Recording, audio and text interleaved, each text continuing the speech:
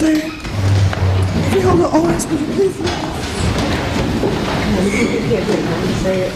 Freeholder Owens, would you please listen? I pledge allegiance to the flag of the United States of America, and to the republic for which it stands, one nation, under God, indivisible, with liberty and justice for all. Remain standing for a moment of silence.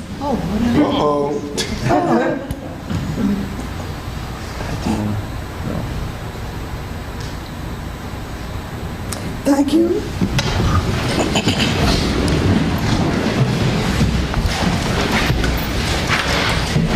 I have before me certification from the clerk that this meeting is in compliance with the Open Public Meetings Act. Madam Clerk, roll call. Freeholder Beasley. Present. Freeholder Bobadilla absent. Freeholder Clark. Here. Freeholder Gill absent. Freeholder Johnson absent.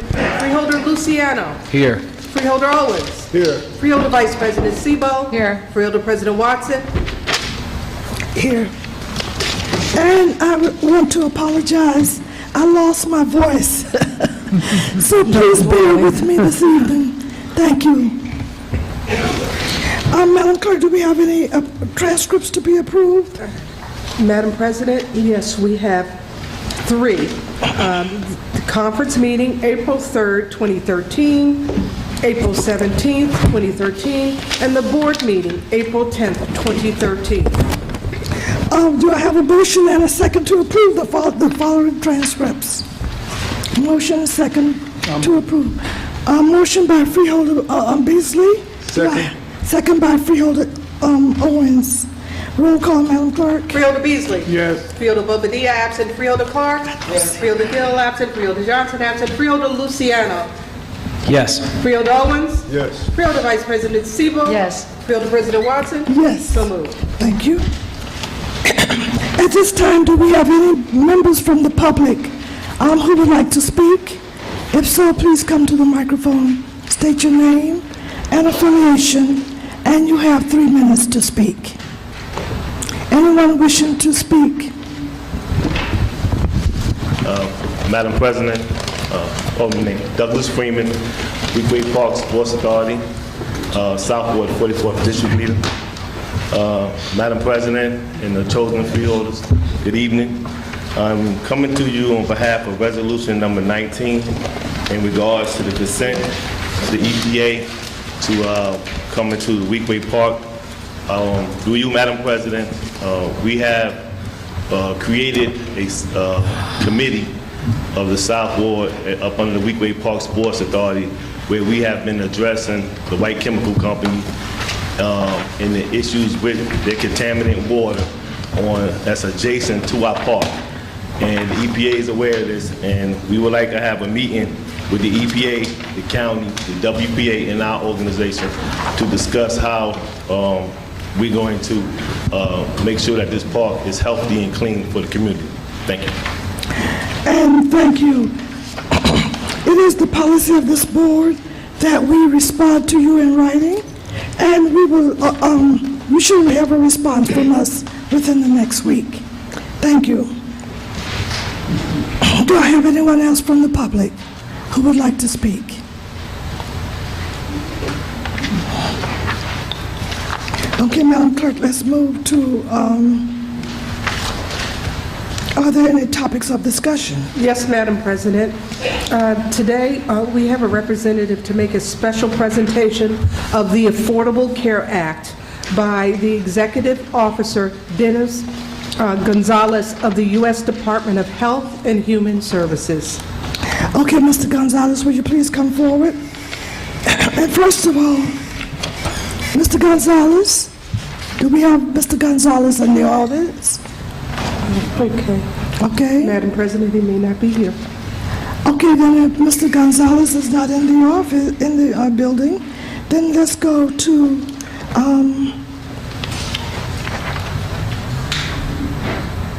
Introduction of ordinance. okay, let's go to introduction of ordinance. Thank you. Introduction of ordinance number 1, ordinance to establish a rate schedule for towing and storage of vehicles on Essex County roadways.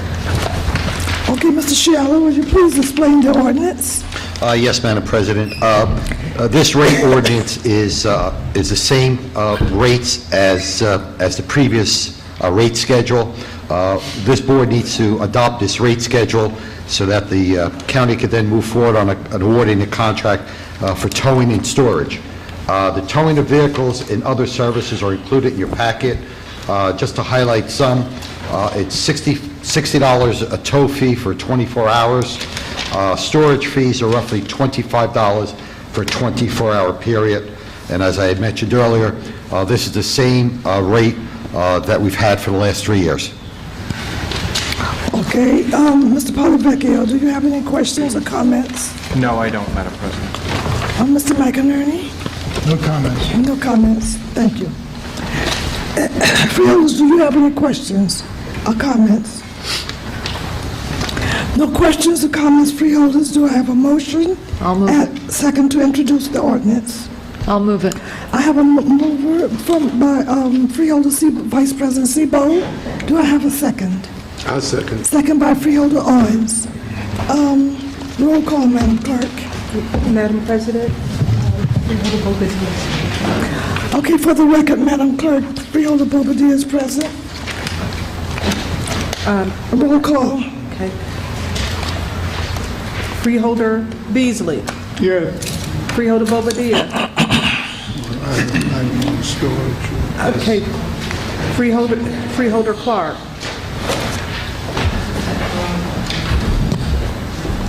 This is ordinance number one. Yeah, It was You know introduction. what, I'm having difficulty opening the ordinance on my computer. It says something about the file might be corrupt. Is there anyone who has a hard copy of it that I can see before I cast my vote? Thank you. Will you continue with the Yes. roll call, please? Madam President, I'll continue and come back to Freeholder Clark. Yes. Freeholder Gill is absent. Freeholder Johnson is absent. Freeholder Luciano. Yes. Freeholder Owens. Yes. Freeholder Vice President Sebo. Yes. Freeholder President Watson. Yes. Freeholder Clark. Yes. So passed. Okay, Madam Clerk, schedule the ordinance for a public hearing, and let's move to Resolution 1. Please read it. Resolution 1 has been withdrawn by the administration. Very good. And Resolution 2 also. Would you like me to read that into the record? Yes.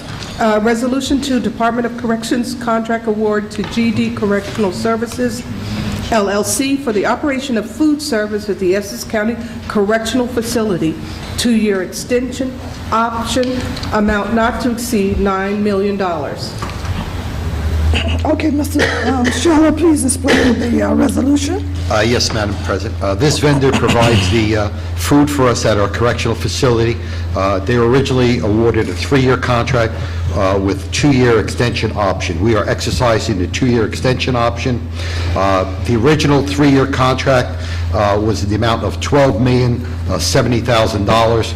What has been spent to date is roughly $11,122,000. This is basically the same firm, formerly known as Gourmet Dining. In November 12th, we were notified of their restructuring and that the Correctional Food Services division of the company was becoming a separate entity called GD Correctional Services. The owners, the management, and the hourly workers all remained the same, and we did provide the new documentation for the board in your packet. Okay, for the viewing audience and for those of you in the audience, this is a conference board meeting, and we will be voting on all of the resolutions before the board this evening. Mr. Polyvecchio, do you have any questions? I do have a quick question. Mr. Chilella, I see the new business certificates and stockholder disclosure forms for this particular entity. Was there a need to have the contract formally assigned from Gourmet Dining to the new version of the business called GD? Was there a contract assignment since it's an extension, or I mean, since it's an option extension? I'm understanding that it's a new name with the same parties involved. I didn't know if there was necessity for a, Quite frankly, this occurred back in last year. They've been operating under the new name of CD Correctional, and we did receive at that time that notification. We are now exercising that option of basically the same firm. There are the same owners, management structure. Quite frankly, I can... you know what, I think I see it, because it was, back in 2010, it was, the contract was actually awarded to Gourmet Dining, but there's something on their letterhead that shows an assignment took place. So Okay. that answers my question. Thank you. Okay, Mr. McInerney? Yes, all this appears, there's also correspondence from them to our purchasing agent indicating that they've attached a new business certification for the new entity. They updated the stockholder disclosure form for certificate of insurance and have a separate federal ID number. The owners remained the same. I'm assuming they remained the same in the same percentages. And nonetheless, they did go out for bid in this for this extension. I should say the county went out to bid, and the bid price per meal is, I would say, significantly different or significantly lower than what the second bidder priced out the contract at. So I don't have any problem. Yeah, Mr. Sheldon? I just want to make one correction. That was originally bid originally 3 years ago. So that, the information that I'm looking at in here is from the first Original. year, from July 1st, 2010. So then, okay, so that we had a 3-year, and this is just a 2-year extension. Exactly. There was, I misunderstood that then. There was no bid let. No. For purposes of 2-year extension, it was already part of the original contract. That is correct. Okay, thank you, Ron. Okay, questions, comments, freeholders? Freeholder Clark?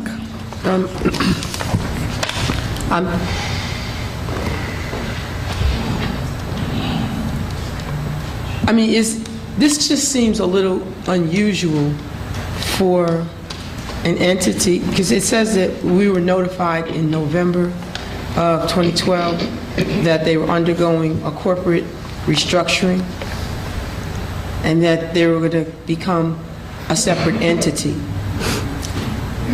Then that means that the entity that either bid or that we did business with no longer exists.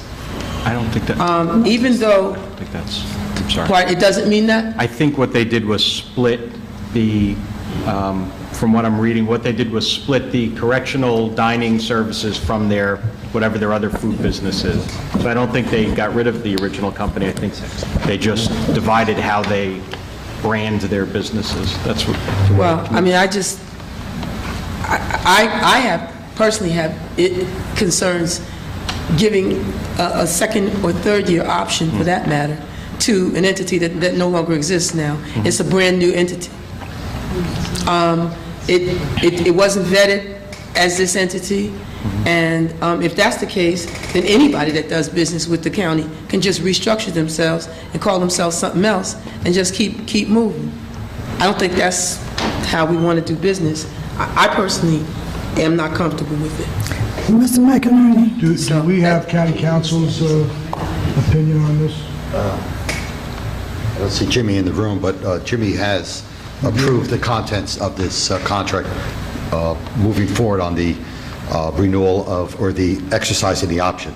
So county council has looked it over and approved the contract. Okay. And I know we've done this or something similar to this before. I know we've done name changes on entities that had contracts where the name of the company actually changed. Maybe the structure stayed the same.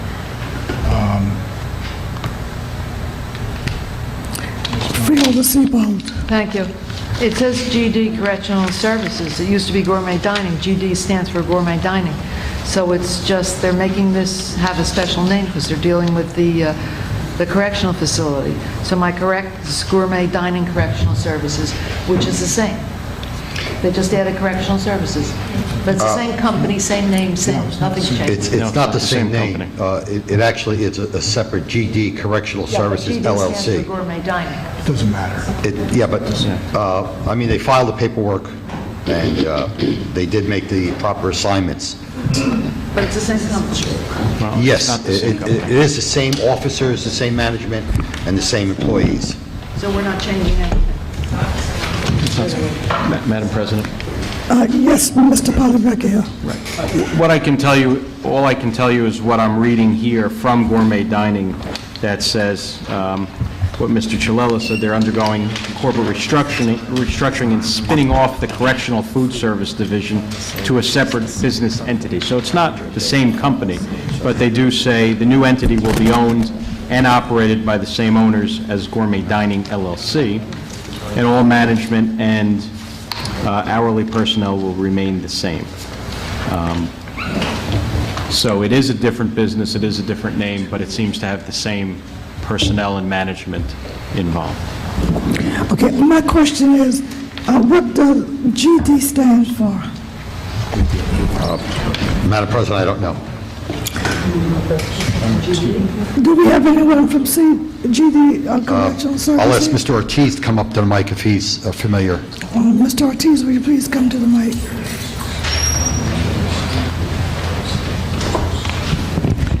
Al Ortiz, Director, Essex County Correctional Facility. I am not certain as to what exactly GD stands for. My presumption and what I've been advised that it is Gourmet Dining Correctional LLC, same company, same staff. I do understand that they've expanded the correctional division to encompass other correctional facilities, so they're separating that out. That's to the information that I've gotten, but I'm not certain of that. We can provide you that information now.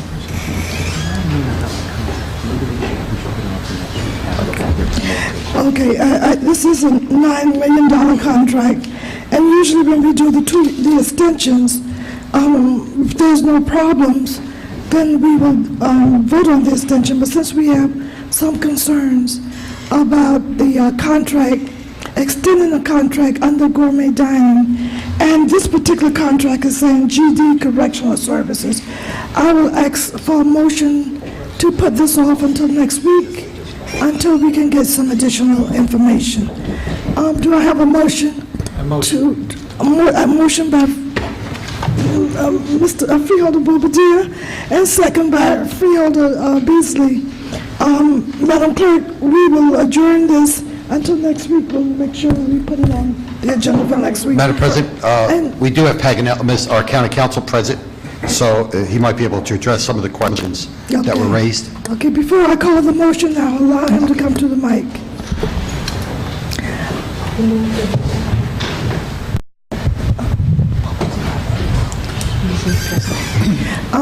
Your name for the, please. James Paganelli from the Office of County Council. The discussion is on GD Correctional Services.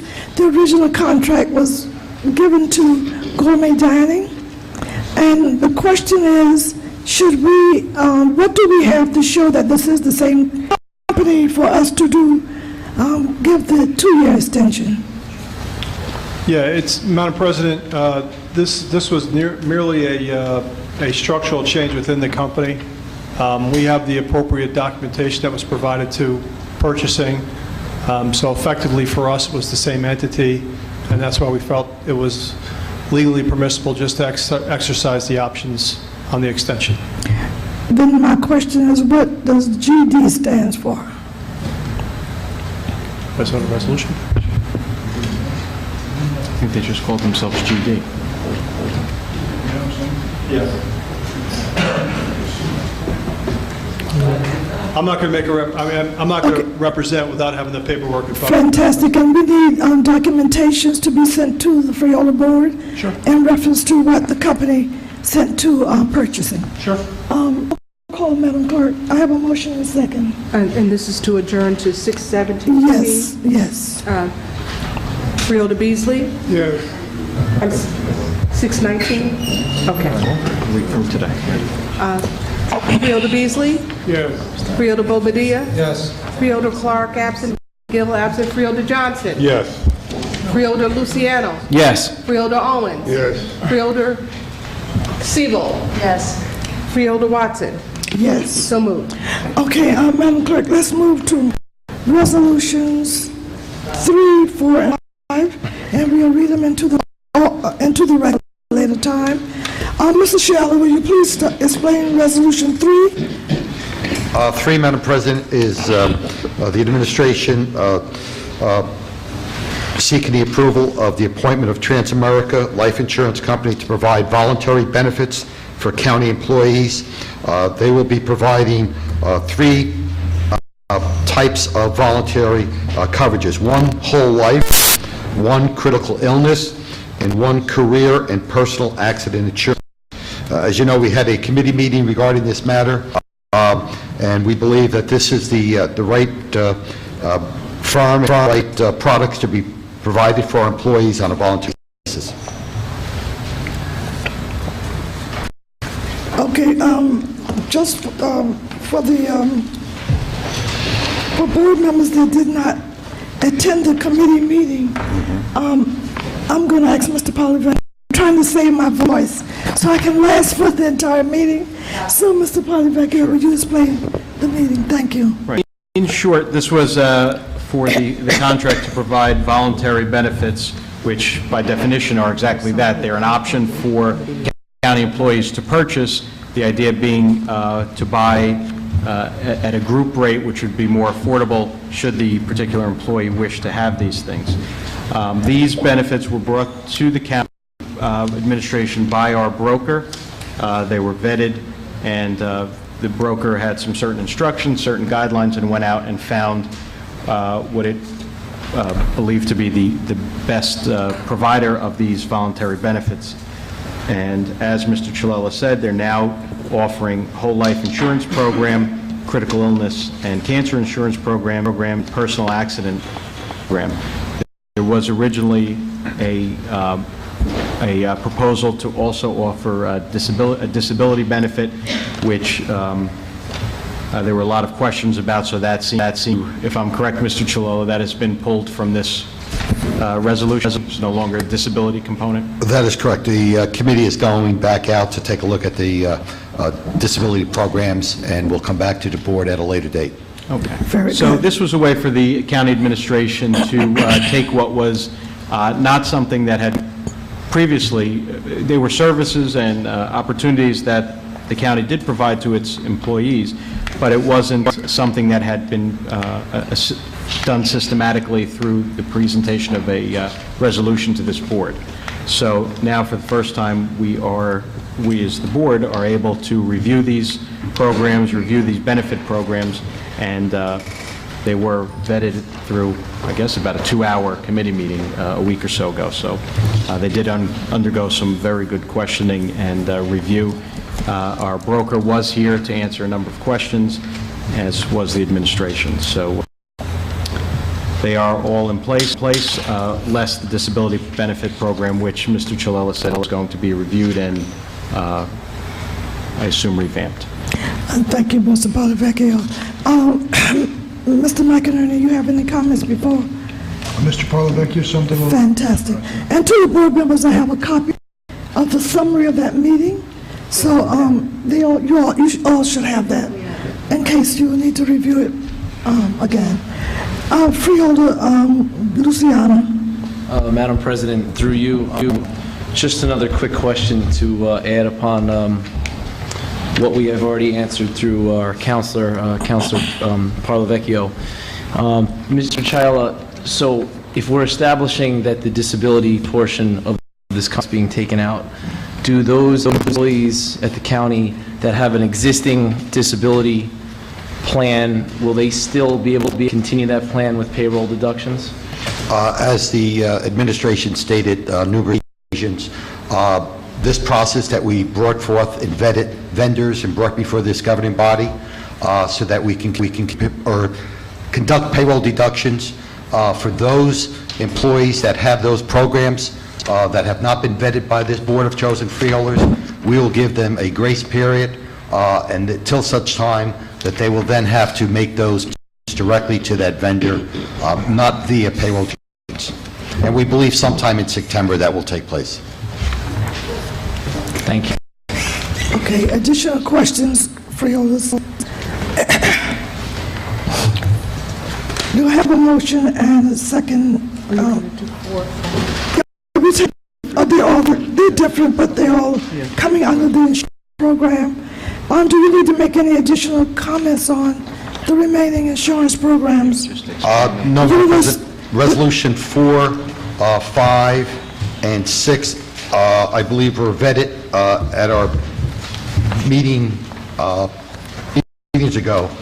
They are nothing more than assigning brokers to secure insurance coverages for the county, i.e., Resolution 4 is to the Massey Agency. Resolution 5 is for BJA, and Resolution 6 is for the brokerage firm of Connor Strong and Buckaloo. Okay, do we have additional questions, freeholders? Freeholder Johnson. Madam President, I have a comment for number 4. Okay. I'm glad to see that they have included Massey Agency, an agency that has been a pillar in the Newark community for a long time, and they're right there located on Lyons Avenue in Newark, and I'm glad to see that they are included in this package here. Okay, very good. All right, that's, we have any additional questions on Resolution 3, 4, 5, and 6? No additional questions? Yeah, Madam Chair, I was just perusing the minutes. It was, I guess it was questions that were... Could you put the mic down Yes. just a little bit? Thank you. And there was some reference, I know in one of our meetings, they introduced the Massey Agency representative and also Mr. Collins, Thomas Collins. And I'm just reading just a little part where there was some question as to what Mr. Thomas Collins does. But my question to the administration, is he included in this type of services through any of Connor Strong? I see Massey's here, but I don't see anything related to Collins. Through you, Madam President, yes. Mr. Collins' agency is included in resolution number 3, which is volunteer benefits. They will be working alongside Winston Benefits, and they'll be subcontractors assisting in the voluntary orientation as well as the enrollment process. So Mr. Collins is included in resolution number 3. All right, thank you, Madam Chair. Very good. Questions, comments, freeholders? Do I have a motion to take, I don't have a motion and a second. No. To take resolutions 3, 4, 5, and 6. Moved by Freeholder Vice President Seabold, second by Freeholder Beasley. Roll call, Madam Clerk. Freeholder Beasley. Yes. Freeholder Bobadilla. Yes. Freeholder Clark absent. Freeholder Gill absent. Freeholder Johnson. Yes. Freeholder Luciano. Yes. Freeholder Owens. Yes. Freeholder Vice President Seabold. Yes. Freeholder President Watson. Yes. So moved. Okay, Madam Clerk, we'll take 7 through 10, and you can read it into the record at a later time. So, Mr. Shayla, you want to start with the explanation? Yes. This is out of the County Counsel's Office professional services contract with Wolf and Sampson to provide legal services regarding the Gaiman case. This is an amount not to exceed $50,000. It's for this year through December 31st, 2013. This firm will be brought on to represent a captain in the Essex County Sheriff's Department. Resolution 8, Office of County Counsel, professional service contract with Mahala and Cho to provide legal services, again, for the Gaiman case, for the same time period to December 31st year, amount not to exceed $50,000. This firm will represent a lieutenant in the Essex County Sheriff's Department. Resolution number 9, County Councils. This is nothing more than a housekeeping item, taking over the memorandums of understanding and collective bargaining agreements from 2011 to 2013. This is for the county prosecutor's office, the investigators, and consolidated into one document. Like the same with Resolution 10, the Office of County Counsel, another housekeeping item, taking all the collective bargaining agreements and memorandums of understandings, and this is for the Communication Workers of America Local 1040, and this is for the period 2011 to 2013. No terms are changed, just consolidating and creating one document with all the terms and conditions of employment. Do we have it? I see Ms. Capitola. Ms. Capitola. Would you bring her to the mic for me, please? Thank you. Dolores Capitola of the County Council. Resolutions 9 and 10 are simply combining memorandums of agreement and prior collective bargaining agreements into one document. It's just simply for the ease of administering the documents. There are no changes in the terms and conditions.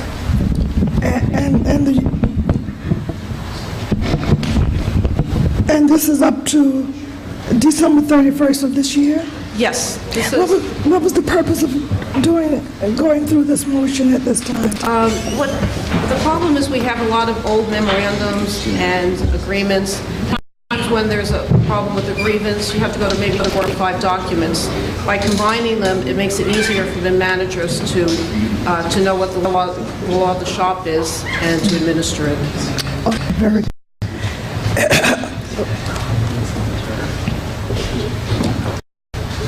Okay, freeholders, Mr. McInerney, any questions on Resolution 7 through 10? Did you ask me that question again? Do you have any questions on Resolution 7 through 10? 7 through 10? Yes. Yeah, I'm sorry, I was discussing something that came up earlier with Mr. Parlavecchio. But if we can just see where the contracts are in totality, which are these contracts the first of the newer contracts to be awarded this year, or I'm not clear what the status of all the collective bargaining agreements are. Maybe we can get some idea from the board. Okay, I think Ms. Capitola mentioned that, but come back to the mic again. I'm sorry, the question? Can you give us an overall status of where we stand with, you don't have to go through each contract, but just generally where we stand with All of the agreements are settled through 2013, the end of this year. Both the police groups and the civilian groups. So now we're in the process of actually preparing for the next round. So there's nothing, in these 2 agreements, there's nothing in terms of terms and conditions. It's simply a housekeeping kind of thing. So these agreements were all settled, and there's nothing new. Okay, thank you very much. Thank you, Ms. Capitola. Additional questions, comments, freeholders? Freeholder Luciano. Yes, thank you, Madam President, through you, I'd like to ask County Counsel to come up to the microphone. Okay, Mr. Paganelli, is he still in? Thank you. Will you come back to the mic? Okay. Through you, Madam President, Mr. Paganelli, I know that Resolutions 7 and 8 are not familiar to this board. I know that we've seen this, I've come in front of us before. We have, I know we have to be careful on the record here, but what I'm trying to understand is, you know, how long have we been working on these cases and is there light at the end of the tunnel? Madam President, through you, Your name again for the record. Madam President. James Paganelli from County Council. The freeholder is correct in that this is not a matter for the board. The incident complained of in this complaint, I think, occurred back in 2010. I think litigation ensued in 2011. There has been some motion practice. We actually had the matter dismissed, got restored. It's in federal court in front of Judge Linares. After the motion practice and after settlement negotiations didn't proceed very far, the plaintiff has amended their complaint, advised the board anticipated that would happen. Named now 2 new defendants to superiors in the sheriff's office, and that's why you're seeing 2 new contracts here to defend those 2 individuals. When we can, we have, we obviously do most of our work in-house. When we can, we try to keep it work within one law firm. In this circumstance, I felt it more prudent to go to separate. You have 2 separate supervisors who may end up with 2 separate versions of what may have transpired that rather than law firm conflict situation. I thought it more prudent to divide the work between 2 firms. Whether or not we're close to a resolution, the county, my office is always willing to sit and discuss resolutions sooner rather than later. We'd certainly be willing to mediate something. But aside from that, we need some cooperation from our excess insurance carrier, who's not been very enthusiastic towards settlement. It's early in the case in terms of discovery. So there has not, other than us gaining the prosecutor's file, there's not been depositions taken and things like that. I think the insurance company wants to see how this is going to play out a little bit before it wants to engage in settlement discussions. Thank you, Madam President. Thank you, Counselor, Yes, for sir. updating the board. Thank you. Additional questions? No additional questions or comments? The chair will entertain a motion to take 7 through 10 together. I'll move it. Moved by Freeholder Johnson. Do I have a second? Madam President. Second by Freeholder Luciana. No additional questions, comments, roll call, Madam Clerk. Freeholder Beasley? Yes. Freeholder Bobadilla? Yes. Freeholder Clark absent. Freeholder Gill absent. Freeholder Johnson? Yes. Freeholder Luciana? Yes. Freeholder Vice President Sebo? Yes. Freeholder President Watson? Yes. So moved. Okay, Madam Clerk, 11 through 14.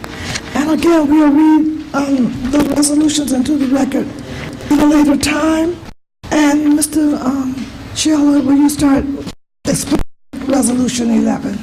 Yes, Madam President. Resolution 11, I know the prosecutor and the sheriff wanted to come before this body to talk about item number 11. This is a contract with Diversity Marketing Communications to provide for a public service awareness campaign. And the campaign is to stop jacking in the amount not to exceed $60,000. This would be a public awareness campaign, warning on carjacking. There'll be outdoor billboards, advertisements, signages on buses in the communities of Newark, Irving, East Orange, and Orange. And this is in conjunction with the Office of the Sheriff as well as the U.S. Attorney's Office. Resolution number 12, the prosecutor contract with Christine Ruggiero for the coordination of the same SART amount not to exceed $50,045. This contract is to assist in the coordination of the sexual assault response team at the Sexual Assault Nurse Examiners Program.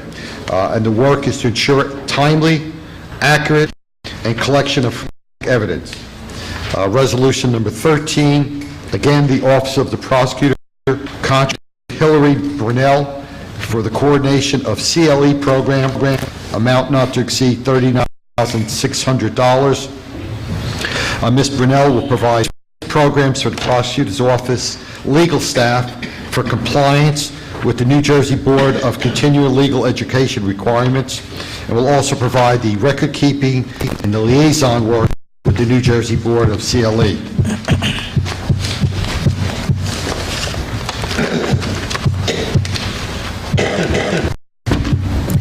Let's go to 14. 14 is our Parks Department contract with Pyro Engineering, DBA Bay Fires to furnish and deliver and conduct an exhibition of fireworks, amount not to exceed $19,000. These are fireworks that will occur in celebration of the 4th of July. Okay, thank you, Mr. Sheila. Freeholder's question on 11? Yes, Freeholder Bobadilla? Ralph, do we have anybody here from Diversity Marketing to give us an example of what these PSA campaign will look like? Do not. we're hoping that the sheriff and the prosecutor would possibly go into some of that, but we do not have a representative from... Can we possibly get that forwarded? Freeholder Belvedere, could you just speak directly to the mic for us? I'm sorry. It might be the mic, just let's see if it's the mic. Okay, thank you. Would it be possible if we can get a sampling of what this public service announcement would actually look like? Because according to the documents, they're supposed to be post on bus stops and some of the transit lines. Yeah, we will definitely request that, yes. Thank you very much. Okay, question, as freeholders on Resolution 12. 13. And 14. Do we have a motion to take Resolution 11 through 14 together? I'll move it. Moved by Freeholder Beasley. Do I have a second by Freeholder Beasley? No further question, comments, freeholders, roll call. Madam Clerk. Freeholder Beasley? Yeah. Freeholder Bobadilla? Yes. Freeholder Clark, absent. Freeholder Gill, absent. Freeholder Johnson? Yes. Freeholder Luciano, absent. Freeholder Owens? Yes. Freeholder Vice President Sebo? Yes. Freeholder President Watson? Yes. So moved. Okay, Madam Clerk, we're going to take 15 through 20, all resolutions from the Department of Parks, Recreation, and Cultural Affairs. At this time, Ella, will you start explaining the resolutions? We'll take 15. Parks contract award to Mitchell Products, the lowest responsible bidder, to furnish and deliver Dakota peat grass top dressing, 24-month agreement, $39,717. This is top dressing for all three of our courses. Resolution 16, contract Salute Altunis, the sole responsible bidder, provide for mobile ice cream truck for Branch Brook and Brookdale Park. Revenue to the county, $12,990.30. Resolution 17, contract award to Traffic Safety Services, the lowest responsible bidder, for the rental of diesel-powered light towers and generators, 24-month agreement, $93,495. This open-ended contract on an as-needed basis. The light towers rate rental is for $138 daily and $91 weekly, $653 monthly. Resolution 18, this is the Parks Department approval to amend resolution number 2011-00765, ratifying payment to Dujet's Tree Experts, amount not to exceed $76,865. This was work that was performed during Superstorm Sandy. This of the reimbursement is that was on to FEMA. We did not deem it as an emergency since these were really stumps. After the trees were removed, these are stumps that needed to be grounded down. Resolution number 19, Parks Resolution authorizing the consent and access to the property of Weequahic Park to the New Jersey Department of Environmental Protection. This is to address the white issue down at that area of the park. The EP needs to expand the network of monitoring wells and needs to access Weequahic Park. This agreement will allow them to estimated time for the sample of these wells is 2 years. Let's take 20. Yes. Resolution 20. Authorization to use the Open Space Trust Fund for Brookdale Park, light improvement project, $414,700. This would be for light enhancement along Watchung Avenue, Grove Street, as well as Bellevue Avenue. I'm sorry. Okay, we'll start taking questions, freeholders, comments on Resolution 15. And Mr. Michael, as I'm calling, if you have any comments, please acknowledge. Okay. Mr. Polyvag Hill, do you have any questions? On 15? Yes. I'll come back. Okay. That was 18? No, let's start with 15 first, and then we'll get to 18. I'm gonna start with 15 for questions first and try to take them in order. Mr. Polyvecchio. No, this is the lowest responsible bidder. I don't have any additional questions. Okay. Resolution 16, freeholders, question, comments. Resolution 16. No questions, no comments. Let's go to 17. Questions, no comments, and we'll go to 18. Owens? Madam President. Okay, will you pull the mic? Does this Just include? pull the mic right to you. Oh, I'm sorry. Okay, thank you. Does this resolution include all the parks? Is this each park in the county? Through you, Madam President, this actually reflects 380 stumps, as well as some trees were removed from all the parks, as well as all 3 golf courses.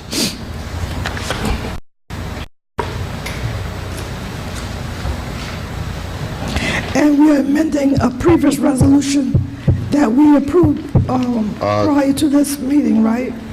2011-00765. Okay. So what we're doing, we're ratifying a resolution 2011-00765, and the amount is not to exceed. That is correct. Madam President, I had the opportunity to survey Wickway Park this last weekend, and I found a number of trees that were needed to be removed. And I know what the resolution covers the trees might have been in that area. Through you, Madam President, this is actually as a result of Storm Sandy. As you know, we have an ongoing program for trees. We are still behind the 8 ball. All our parks, all of our golf courses, and our reservations. It's going to take some time to get, but if there are priority areas, please let us know, and we'll prioritize that list. Well, I would like to see it taken care of as soon as possible. Yes.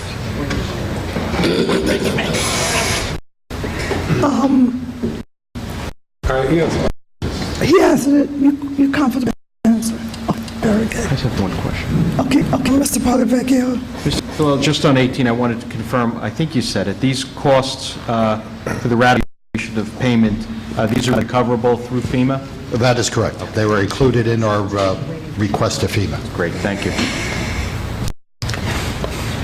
Very good. Let's go to 19. Comments. And 20, question, comments. Thank you very much. Number 20, the minutes from the Open Space Trust Fund Advisory Board meeting of May 14th are included and explains very clearly why and what will be done where and when in terms of Brookfield. So all the information is right there if you choose to look. Thank you. Very good. Additional question, comments, freeholders. And we're taking 15 through 20 together. Do I have a motion and a second? Moved by Freeholder Vice President Gold. Do I have a second? Second by Freeholder Owens. Roll call, Madam Clerk. Freeholder Beasley. Yes. Freeholder Dia. Yes. And Freeholder Clark absent. Freeholder Gill absent. Freeholder Johnson. Yes. Freeholder Luciano absent. Freeholder Owens. Yes. Freeholder Vice President Sebo. Yes. Freeholder. Yes. So moved.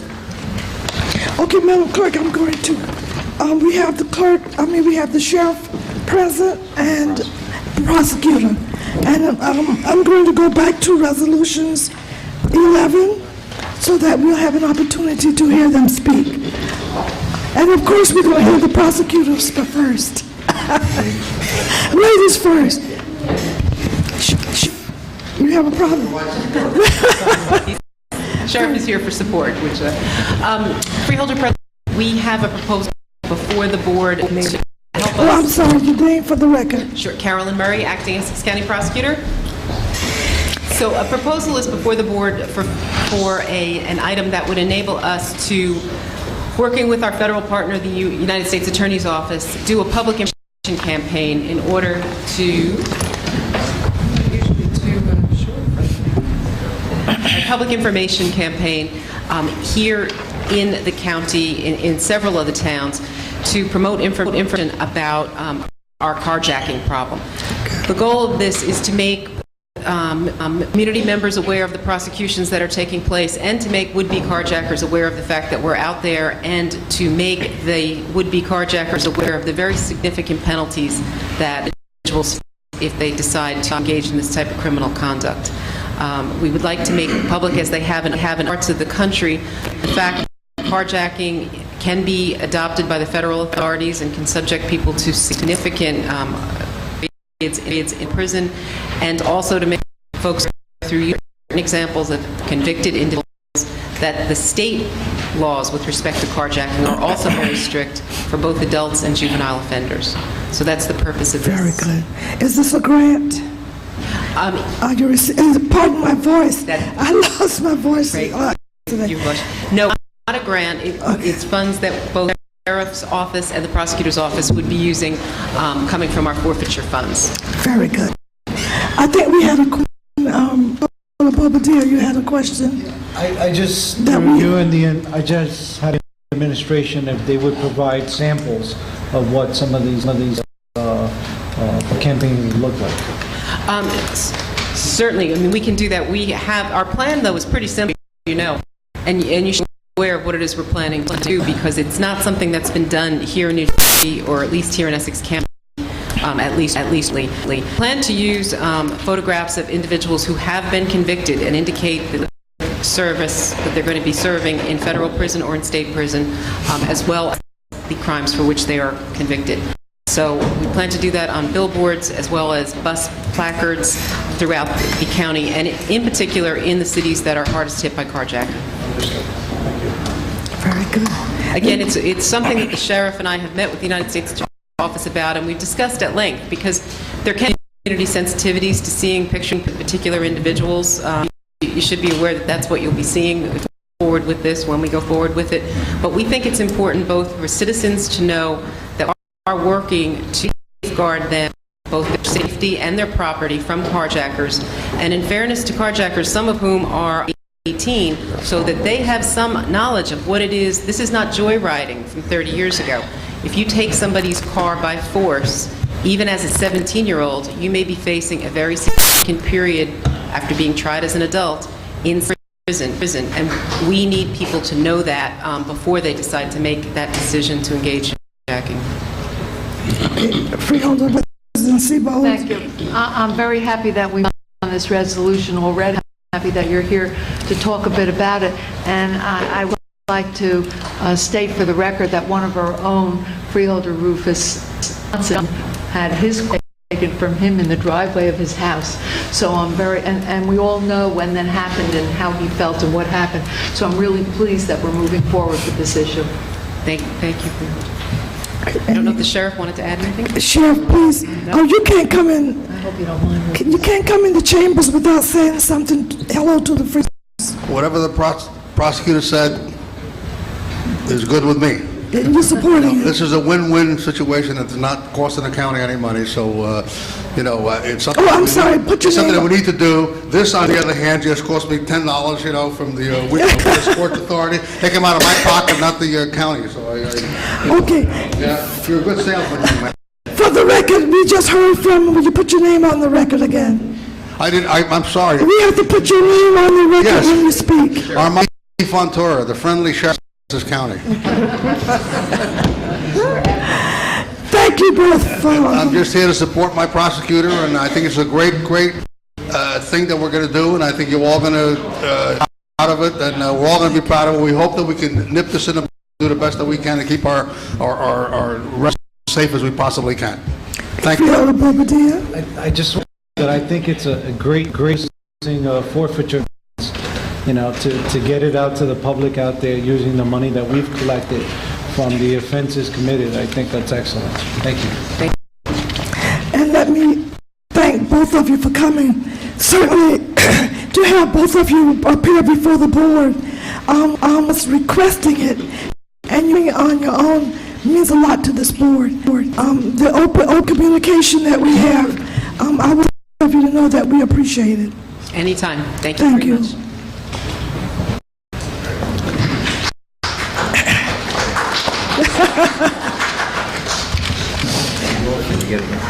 Oh, gee, that's okay. We'll continue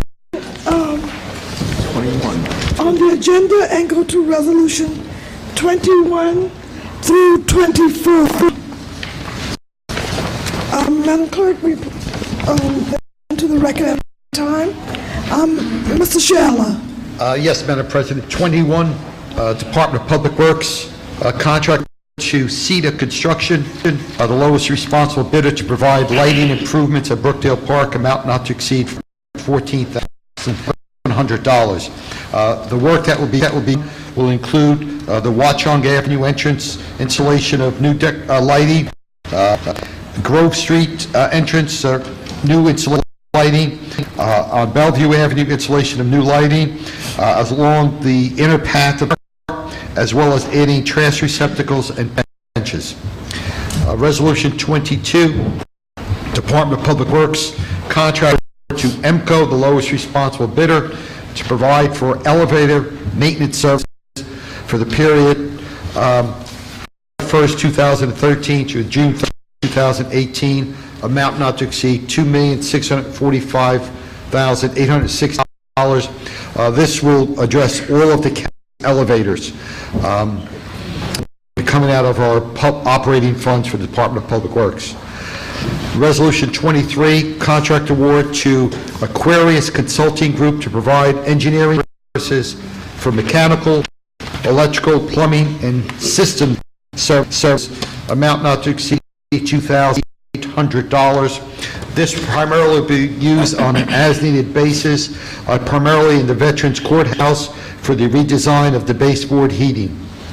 Resolution 24, Department of Public Works, Division of Engineering, contract with URS Corporation for engineering and environmental services for 3 underground storage tanks, amount not to exceed $160,000. The storage tanks at Branchwood Park, as well as Public Works Fleet Management in Cedar Grove. Okay, let's start with 21 freeholders. Questions, comments? Resolution 22. Is this a contract, did we do business with IMCO before? Through you, Madam President, they are a new vendor. The old vendor was Standard Elevator. Do we have IMCO in the room? Is he present? Please come to the mic. Normally with new vendors, the board would like to know something about your company and just give some brief information on your company, what you plan to do with this contract. Sure. My name is Vinny Chanka Jr. It's a family-owned business, been around for 63 years. We actually have done work with the county before the previous company has held the contract. Routinely, monthly maintenance will be done to eliminate shutdowns, and there's a proper standard basis procedure for maintenance to eliminate shutdowns and safety issues so that the Essex County is provided with the utmost safety for yourselves and the rest of the county. Okay. Okay, freeholders, well, we have the gentleman at the mic. Do we have any questions on Resolution 22? No questions? Freeholder, Vice President Seabold. Thank you. That doesn't mean the elevators are going to be shut down for a period of time, does it? No, ma'am, unless there is other withstanding damages such as water damage where it might take... In not past, we've had elevators shut down, so I was just wondering, would be okay with that? job is to eliminate the shutdown period of time to as small as possible. Okay, very good. More like preventive maintenance type services? Yes. To prevent a lot of shutdowns, okay. And questions, comments, freeholders? Freeholders? I just like to know, how many elevators do this consist of? For your entire county? Yes. I believe, including the corrections facility or? The entire. I believe it's about 55 elevators. 55? I believe so. Thank you. Okay. Freeholder Bobadilla? This is actually to the administration. Ralph, does this include the elevators at Essex County College, or is that separate? That is separate. That's, okay, that's, thank you. And Ralph, this is amount not to exceed, does not necessarily mean that we will spend the $2 million, right? That is correct, Madam President. The way the contract is broken down is $2,145,816 for maintenance not to exceed, and if there are any extra as needed, a $500,000 budget is in there. Again, that is for July 1, 2013 through June 30th of 2018. That's a 5-year contract. Oh, okay. That's a 5-year. So that's a 5-year? Yes. Continuous contract? That's correct, Madam. Very good. Okay. Additional questions, freeholders? Okay, we would thank you for coming and presenting additional information for freeholders. Motion 23, freeholders. 24. Do we have a motion to 21 through 24 together? Madam President, I'll move it. Moved by Freeholder Johnson. Do I have? I have a question. Oh, let's, before we accept your move, we table that for a few minutes. Mr. McInerney. On number 24, is there any estimate of the cost for the removal of the 300 storage tanks will be at this point? I believe we have a representative.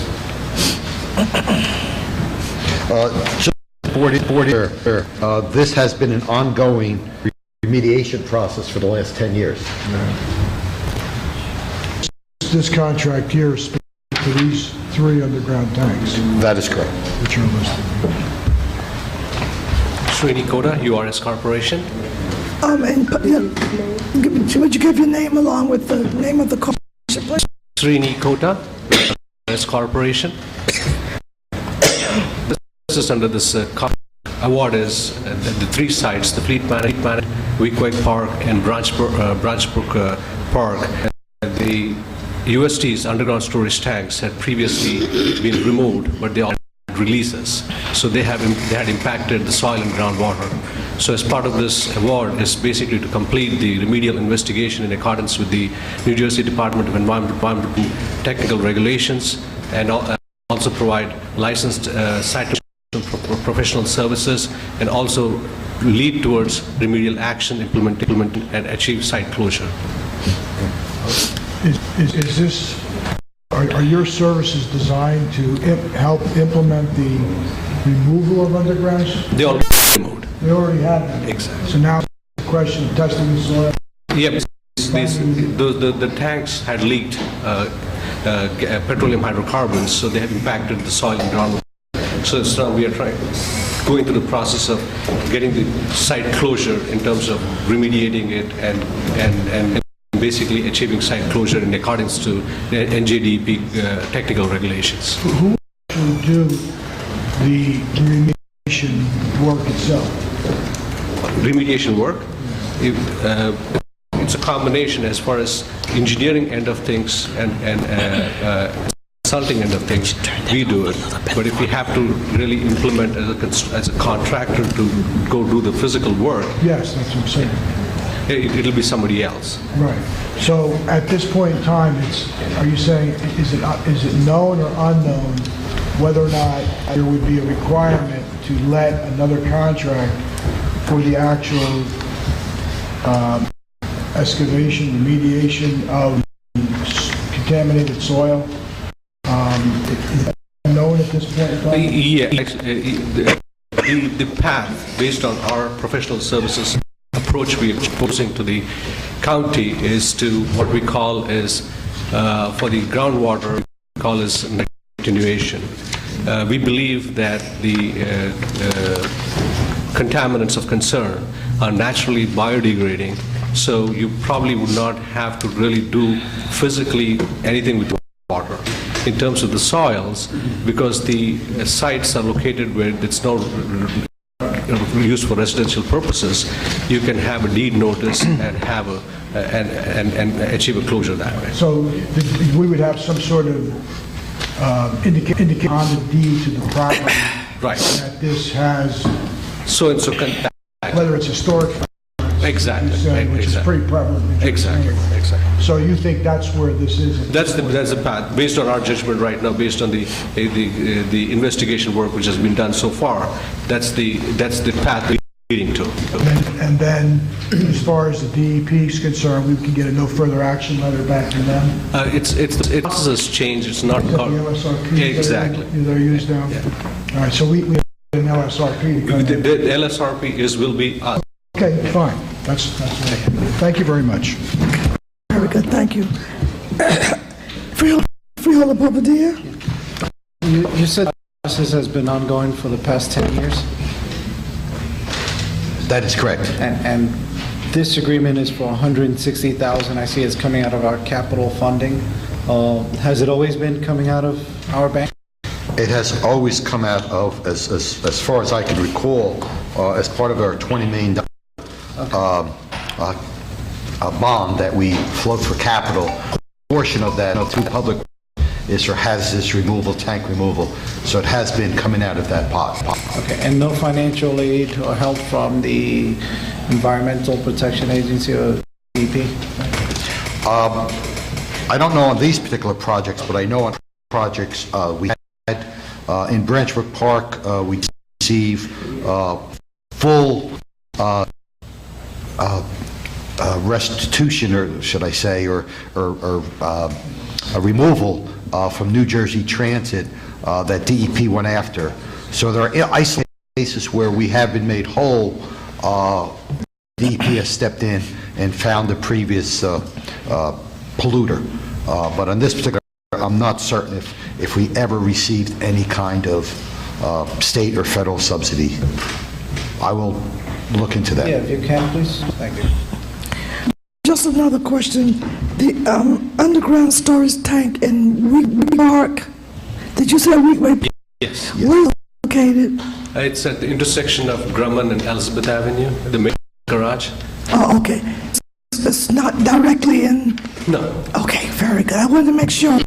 So we won't hear anyone say we're removing tanks out of Weekway Park. Thank you. Do we have any additional questions or comments? Thank you much for the information. So freeholders, But you need a second. okay. Wait, I go back to Johnson, Freeholder Johnson. You still move the resolutions? Still moving. And we're taking 21 through 24. Do I have a second? I'll second. Second by Freeholder Bobadilla. No additional comments. Roll call, Madam Clerk. Freeholder Beasley? Yes. Freeholder Bobadilla? Yes. Freeholder Cross? Freeholder Gill, absent Freeholder Johnson? Yes. Freeholder Luciano? Yes. Freeholder? Yes. Freeholder Vice President Sebo? Yes. Freeholder President Watson? So moved. Okay, we have 25. I can take 25 and 26 together, right? Okay, we're going to take 20 and 26 together. 25 from the Office of the Sheriff, 20 Department of Citizen Services. Madam Clerk, you would have to give me a check.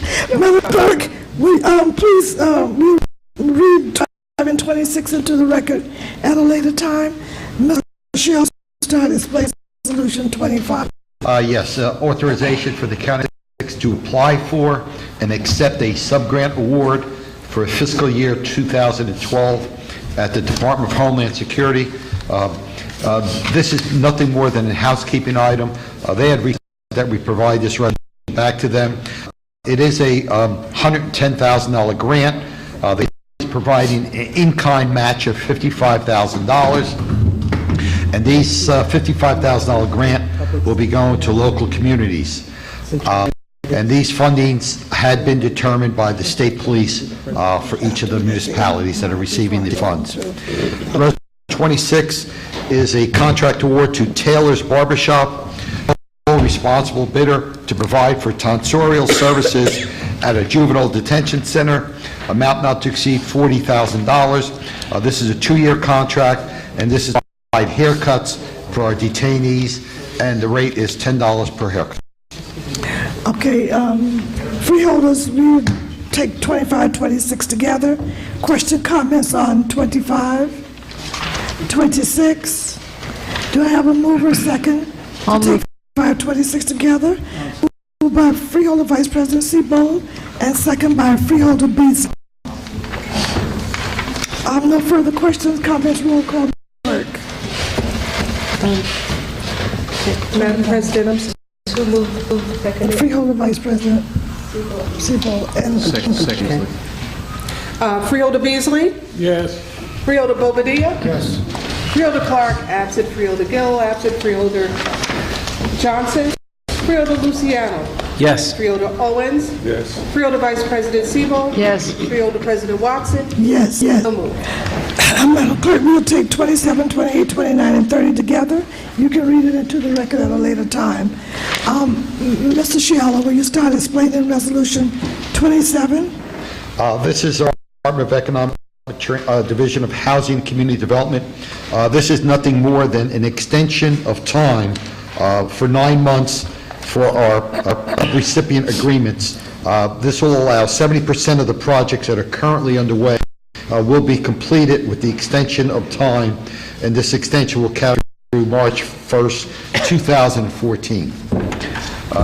Resolution 28 of Housing Community Development. This is to amend an agreement with the Borough of Caldwell Community Development Block Grant Program, increase for the public library ADA ramp parking garage by $40,292.72. This is to extend the agreement and the terms for 9 months. Resolution 29, again, Division of Housing Community Development with the Township of Verona Community Development Block Grant to increase the reconstruction of Parsonett Avenue, Section 3, and the Depot and Street by $29,822.05. Verona, under the CDB 2010 project, completed the program under budget, and they are requesting to use the remaining balance to supplement this work. And Resolution 30, Department of Economic Development, Training, and Employment. This is a contract for Hodges Party Rental, the sole responsible bidder to furnish and deliver tables, chairs, linens, and coat racks. 2-year agreement, amount not to exceed $30,000, and this is for an open-ended, as-needed contract. Okay. We'll start with question, comments, freeholders on Resolution 27,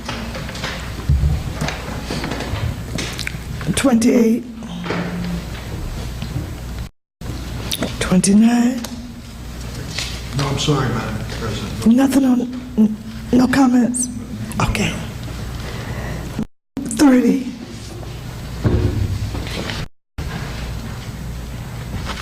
Okay, we'll entertain a motion to take Resolution 27 through 30 together. I'll move it. Moved by Freeholder Vice President Seabold. Have a second by Freeholder Johnson. No further questions, comments, roll call. Freeholder Beasley? Yes. Freeholder Bobadilla? Yes. Freeholder Clark, absent. Freeholder Gill? Absent. Freeholder Johnson? Yes. Freeholder Luciano? Yes. Freeholder Owens? Yes. Freeholder Vice President Seabold? Yes. Freeholder President Watson? Yes. So moved. Okay, Madam Clerk, we'll go to Resolution 1 through 34, all insertions. We'll read them into the record at time. Mr. Will you please start at 31? Yes, Madam President. This is insertion of funds for traffic improvements for the Department of Public Works, $289,267. This is for the Belleville Avenue and Union Avenue and Belleville Avenue and Branchbrook Park Drive. This is to replace existing traffic signals and ADA upgrades. Resolution 32, insertion of from the State of New Jersey Attorney General for the Victim Witness Advocacy Domestic Violence Advocate Office of the Prosecutor, $107,079. These dollars will help cover the cost of domestic violence advocate positions. Resolution 33, insertion of funds from the Essex County Parks Foundation for Environmental Center Education Improvements, Department of Parks, $25,000. This is for various environmental center educational programs. And Resolution 34, insertion of funds from the New Jersey Mental Health and Addiction Services, $1,307,275 to provide for alcohol and drug treatment programs to our non-agency partners. This is for treatment, prevention, education regarding alcohol and drug abuse. Okay, thank you. Madam Clerk, you can read these into the record. I think I indicate that. Freeholders, do we have any questions, comments? We'll start with Resolution 30. No questions, no comments? We'll go to 32. I have a question. Yes, Mr. Polyvecchio. Mr. Chilella, this one is for the Office of Victim Witness in the prosecutor's office? That is correct. Is it an existing advocate, or is this adding to their program? Do you know? I know we've received this grant in the past, but I'm not certain if they are new positions or they are just positions that are carried over under this grant, but I will confirm that. Okay, that's a very important office in there, so I was wondering if they were adding to it or just continuing what they had. Thank you. Okay. 33. 33. Yes, 33. Thank you. On number 33, if I'm not mistaken, I think I saw Tara Cassell sitting in the back. And she's in charge of the Environmental Center, and I would like to commend her on the terrific job she does and all the work that occurs there, all the programs for all the kids in Essex County. It's just absolutely wonderful, and I appreciate all the emails I received from her about what is going on there. Okay. Would you like to come to the mic and just make a brief comment before we take action on this resolution? I should add one other thing. Sarah is on the Open Space Trust Fund Advisory Board where I serve, and she does a wonderful job. Okay, your name for the record, please. Good evening, Tara Casella, Essex County Parks Environmental Center. I just want to thank the Freeholder Board and the administration for supporting all the work that we do at the Environmental Center. Obviously, if we didn't have the support of the freeholders and the administration, we wouldn't be able to do what we do. The Environmental Center runs tons of education programs, both for children and adults alike, and it's an extremely valuable asset to the county. So again, I thank you for allowing me to be a part of the administration and being able to serve the public like we do. Very good. Thank you. Any additional questions on 33? Thank you again for coming and being at the meeting this evening. 34. Okay, Madam Clerk, we'll take a motion to take 31 through 34 together. Do I have a motion? Moved by Freeholder Seabold. Do I have a second? A second by Freeholder Owens. No further questions, comments? Oh, I didn't ask for Resolution 34. For question, comments, Freeholders, I'm sorry. Yes, you did. I did? Okay. No further questions. I have a mover and I have a second. Yes, ma'am. Okay, roll call. Freeholder Beasley. Yes. Bobadilla. Yes. Freeholder Clark, absent. Freeholder Gale, absent. Freeholder Johnson. Yes. Freeholder Luciano. Yes. Freeholder Owens. Yes. Freeholder Vice President Sebo. Yes. Freeholder President Watson. Yes. So moved. Okay, we're going to take 35 through 38 together. We'll read it into the record at a time. And Mr. Scheller. This is our Department of Health and Rehab, Division of Community Health Services. We are acceptance of the Alcohol and Drug Abuse Services 2013 grant provider in the amount not to exceed $776,306. The State Department of Human Services, as well as the Division of Mental Health Addiction Services, approved the extension plan of the 2012 grant and service providers. The service providers are pretty much all the same providers, with the exception of one. St. Michael Hospital opted out of the program. Resolution 36, Health and Rehabilitation, contract award to FDR Services, the sole responsible bidder to provide laundry service for July 1st, 2013 to June 30, 2015, $135,490.50. Resolution 37, Department of Health, contract to Symphony Diagnostic Services to provide for radiology services for our patients at the psychiatric hospital, July 2nd, 2013, July 1st, 2015. And Resolution 38, Department of Health Rehabilitation, Department of Hospital Center, contract award to Escribe Solutions to provide medical transcription services, a 2-year extension option, $90,436.50. And this is roughly a 1.5% index as rate increase from the original contract award. Okay, Mr. McInerney, you have any questions? No, I don't have any questions on these grants, no. Mr. Polyvecchio? No. Okay, freeholders, we'll start questions, comments on Resolution 35. Freeholder Bobadilla? Thank you, Madam President. I'm very vocal today. But, that's good.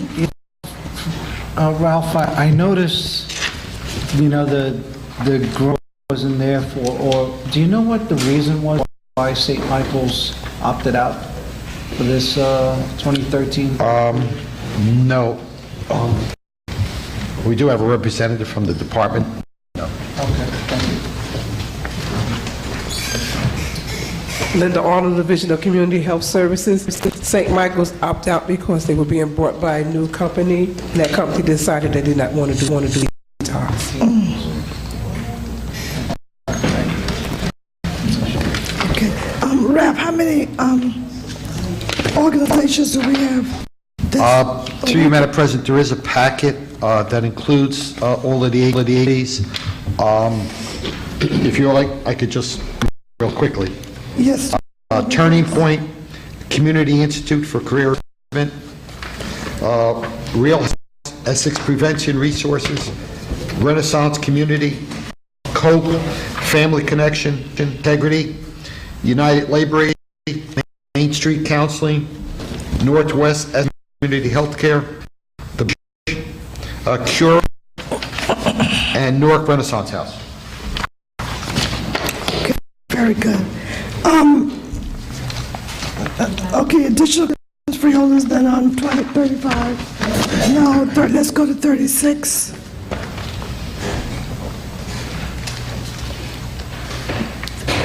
And 36, we only had one bidder to provide the laundry services. The sole responsible bidder, Madam President. Okay. And it did go out, and we just been one bidding on it? We did have 11 potential bidders, but one actually submitted a bid. Okay. We do have a representative from the company here, if the board would like to. Yes. If I could have the representative from FDR. My name is Very Team Ace good. with FDR Services. Good evening. Okay. Could you just provide the board with a little information about your company? We've been in business. We have a history of over 20 years in the commercial healthcare and laundry for hospitals and nursing homes. We're the incumbent. We had the contract previously, and we service some of the local hospitals, University of Medicine, Dentistry, NYU Hospital, New York Hospital of Queens. So basically, we provide laundry services to healthcare facilities.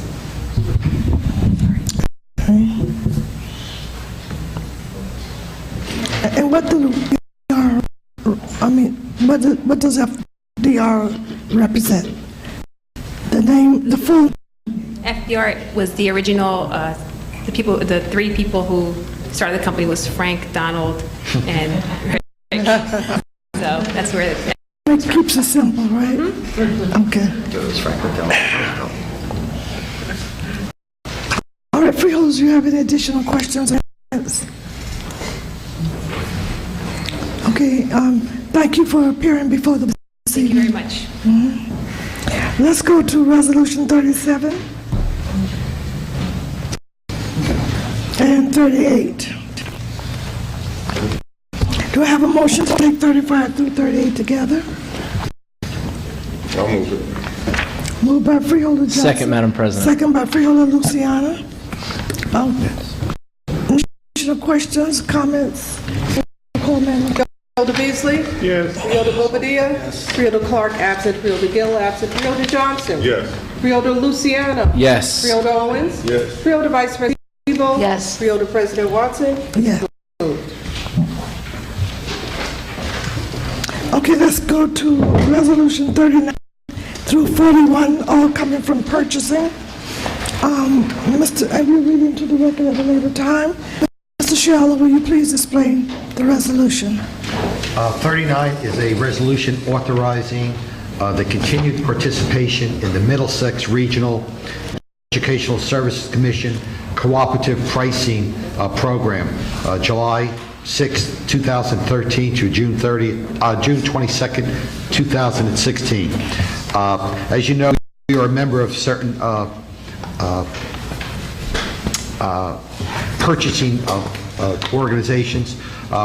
Membership, there is no fiscal impact, there is no cost for the county to be a member. The county does benefit in savings in not having to go out and advertise and bid for commodities. We could just take a look at what the Middlesex Regional Co-op has put out for bid. Prices seem reasonable. We will then entertain purchasing of those particular items. Resolution 40, Department of Administration, Office of Purchasing.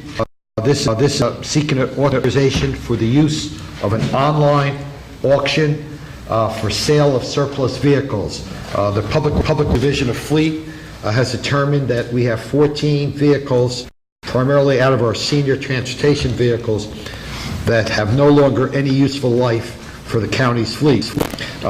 Once this sale is complete, the proceeds will go to the Division of Senior Services acquired by the grantor in New Jersey Transit, and that will be reprogrammed back into that department.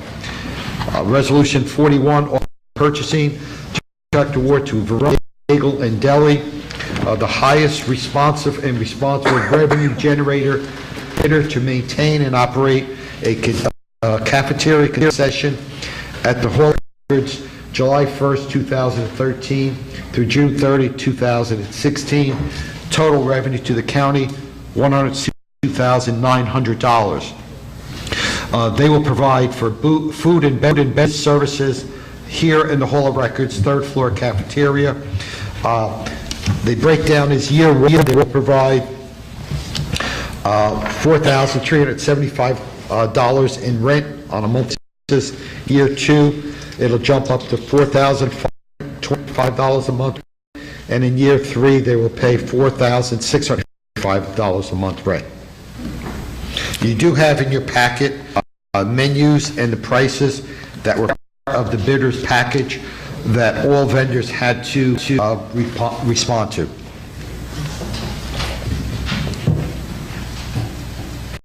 Okay. Madam Clerk, we're going to take 39 through 41. And Mr. McInerney, do you have any questions or comments on either of the resolutions? We're taking 39, 40, and 41 together. No comments, Mr. McInerney? Have any comments on this one? Okay, Mr. Papakio. On 13, I know we've been in the Middlesex Cooperative for a while. Were you in it currently? Other than Middlesex, right? Yeah, we do. One, I believe we pay a fee for. Right. But I will provide that list of cooperatives that we are members of. Thank you.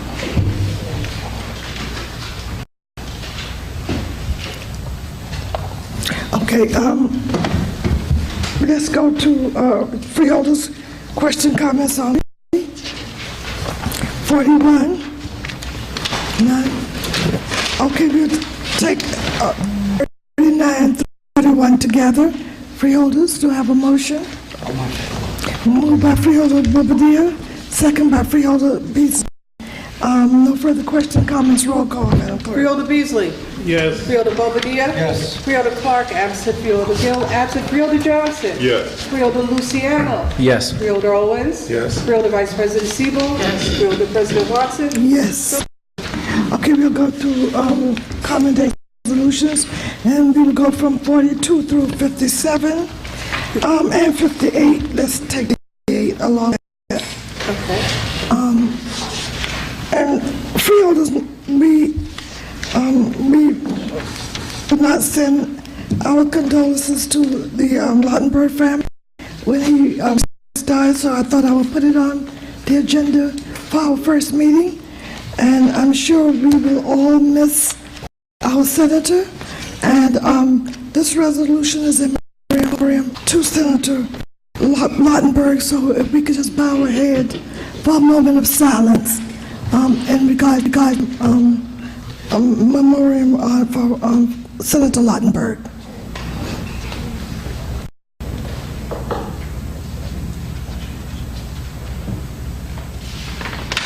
Thank you. And now we'll ask for a motion to take 59 through 42. I'm sorry, 49 through 58. 42. What did I say, 49? 42 through 58, I'm sorry. 42 through 58. Do I have a motion? I'll move it. Do I have a Second.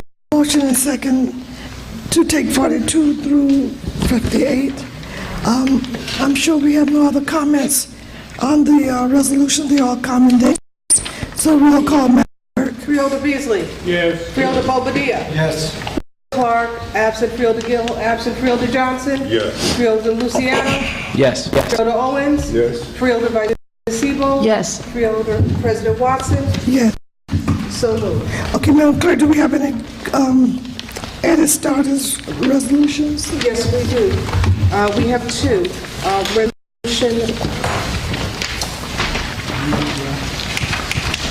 Resolution number 59 and number 60. Okay, Mr. Sheller, we'll read them into the record at a later time. Madam Clerk, Mr. Sheller, will you explain the resolutions and tell us why we requesting actions this evening? First of all, thank you, Madam President, for allowing us to present these two added started items. They both address the same issue of HVAC repairs at various county buildings as in Resolution 60, which is the computer aspect of our HVAC system. The reason why we're asking this evening is our current contract has expired. We thought we could bring it on a regular schedule next week. However, the systems are down primarily up at Cody Arena. And if the board is not aware, this Friday evening up at Cody Arena, the ice rink, ESPN will be conducting or actually filming a live boxing event at Cody Arena. And this will be broadcast throughout the nation. And we wanted to make sure that the facility is really addressed in terms of the climate. we do have a problem with the system as it currently exists. In addition to that, not only do we have the ESPN boxing event taking place Friday, we do have high school graduations that will be taking place, and to make sure that the facility is comfortable not only for the graduates but the parents is the reason why we're bringing 2 resolutions before the board this evening. Very good. For the record, Madam Clerk, Freeholder Gill is present. Mr. McInerney, you have any questions on? No, these are the addendums, agenda addendums? Mr. No, they're both lowest responsible. They're both lowest or sole responsible and responsible bidder, so I don't have any questions. Okay, now freeholders, question, comments on 59 and 60. Then I do a motion to take 59 and 60, added by Vice President Seabold, and our freeholder Bobadilla. If we have no additional questions or comments, roll call, Madam Clerk. Freeholder Beasley? Yes. Freeholder Bobadilla? Yes. Freeholder Clark, absent. Freeholder Gill? Yes. Freeholder Johnson? Yes. Freeholder Luciano? Yes. Freeholder Williams? Yes. Freeholder Vice President Seabold? Yes. Freeholder President Watson? Yes. So moved. Madam Clerk, it brought to my attention that Mr. Gonzalez is in the chambers, and at the very beginning of the meeting, he was on for topic of discussion to talk about the presentation of the Affordable Care Act that we know we have a lot of complaints, not complaints, sorry, in reference to the AC. So we're going to ask the Executive Officer, Mr. Dennis Gonzalez, of the United States Department of Human Services, to please come forward and make your presentation. It is a pleasure to have you with us today to talk to us about this very important piece of legislation that so many of our residents are concerned about. So we again thank you for your agreeing to come and make this presentation to the board. Do you know how it'll be 10 minutes? 15? I believe I can do it in 5. Okay, I'll give you 10. Great, thank you. Okay. Would you want to sit? Would you prefer standing? This is fine. Okay. Your name for the record, and then you can start your presentation. Thank you, Madam President. Excuse me. My name is Dennis Gonzalez, and I am the Executive Officer or Deputy Regional Director of the U.S. Department of Health and Human Services. I apologize that I wasn't here earlier, Madam President. My office is in southern Manhattan, and it took me longer than I anticipated getting through the Holland Tunnel.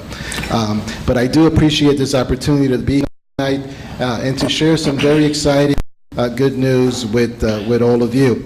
The Department of Health and Human Services, we're better known as HHS, is the federal agency responsible for implementing the Affordable Care Act. Some people know it as health care reform, and others know it as Obamacare. The law was signed into law by President Obama. It was passed by Congress and signed by President Obama in March of 2010. So celebrated just a few months ago, the 3rd anniversary of the ACA. A number of provisions. It's a very big law, very complicated, with hundreds of different provisions, and a number of them have already gone into effect, and a number still remain to effect. The centerpiece of the ACA, the most important provision, is yet to be to go into effect, and that is the marketplace, formerly known as the exchange, which takes effect January 1st, 2014. And what this basically is that every person in the United States must have health insurance, health coverage. And the enrollment, the coverage begins January 1st, but the enrollment begins October 1st of this year. And let me just very quickly go over the marketplace. It is basically a store where an individual can go in and purchase insurance. There are 4 ways of doing this. They can online through a website that we're going to run called healthcare.gov, which we will launch at the end of this month. They can call a call center, 800 number, and someone on the other end of the phone will be able to navigate them through the process so they can enroll. They can go to a person who we will call a navigator or certified counselor and get this help and this information in person. And the fourth method is by mail. You can ask for an application, fill it out, and mail it in. New Jersey is a federally facilitated marketplace. States had an option to either become a state-based marketplace or a federally facilitated marketplace. Governor Christie chose to have a federally facilitated marketplace, which means that we, the federal government, will run the marketplace in New Jersey, as to New York, which is a state-based marketplace, and they will own marketplace. Who is eligible into the marketplace? Any legal resident of the United States. Unfortunately, undocumented individuals cannot access health care through the marketplace. If you can't afford health insurance, then there are tax credits available. But anyone can purchase health insurance through the marketplace, but if you want the tax credit, you have to do it through the marketplace. Go out marketplace to get health insurance. To get the tax credit, it is your income has to be, and this is, by the way, for individuals and families, your income has to be between 138% of the federal poverty level up to 400%, which means that an individual who makes somewhere around $40,000 is eligible for a tax credit. A family of four making up to somewhere around $90,000 is also eligible for a tax credit. Any making less than 138% of poverty level is eligible for Medicaid expansion. Governor Christie a few months ago chose to have Medicaid expansion in New Jersey, so New Jerseyans will be able to avail themselves of the Medicaid expansion. The tax credit is immediate, so you don't have to pay your premium, and then when you file your taxes next year, get a refund for the premiums that you paid for. The premium is immediate, meaning that, let's say that your premium is based on your income, and the plan that you choose is $400, but because of the tax, you only pay $200. That's all you will pay. We will pay the other $200 immediately to the insurance carrier on your behalf. There is a caution piece to it, so if you're at 50% of the federal poverty level or less, there is a assistance to help you with out-of-pocket expenses, for example, co-pays, so you'll be able to get that covered. The coverage will be provided by qualified health plans. We know how many we will have in New Jersey. We have extended an invitation to health carriers throughout the to apply. The deadline passed, and had a number of insurance carriers apply. We are now in the process of reviewing their applications and hope to announce them by August. These qualified health plans have to provide 10 essential benefits, which include hospitalization, laboratory. For the first time in this country, we're obligating health insurance to provide mental health and substance abuse services. So those are the 10 health benefits. And there will be 4 metal levels. The cheapest will be bronze, and then silver, gold, and platinum. So you can go into the marketplace and choose which plan best fits your needs, your health needs, and your economic situation. And you have 4 plans to choose from. And we're also working on a specific plan for people whom we call the young and invincibles. those who are 30 years or younger, who feel that they don't need health insurance because they're young, they're healthy, but we do want to provide for them because we make sure that everyone is covered. Provide them with an option. They can have health insurance that has a very high deductible but low premium, just to make sure that we get them into the system. There is also a small business component to this called the SHOP, the acronym, Small Business Health Options Plan. So employers of every employer of 50 or more have to provide health coverage to their employers. 50 or less, they can go this year, in 2014, they can go in the marketplace. Starting in 2015, 100 or less can go into the marketplace. But initially, it's 50 or less, and if you have 25 employees or less, you are eligible for a tax, which could be up to 50% of your expenses. Now, why am I here? We have a major task ahead of us. We have close to 1 million New Jerseyans who are uninsured. And I have chosen to come to Essex County first because Essex County has the largest amount of uninsured in New Jersey, over 100,000.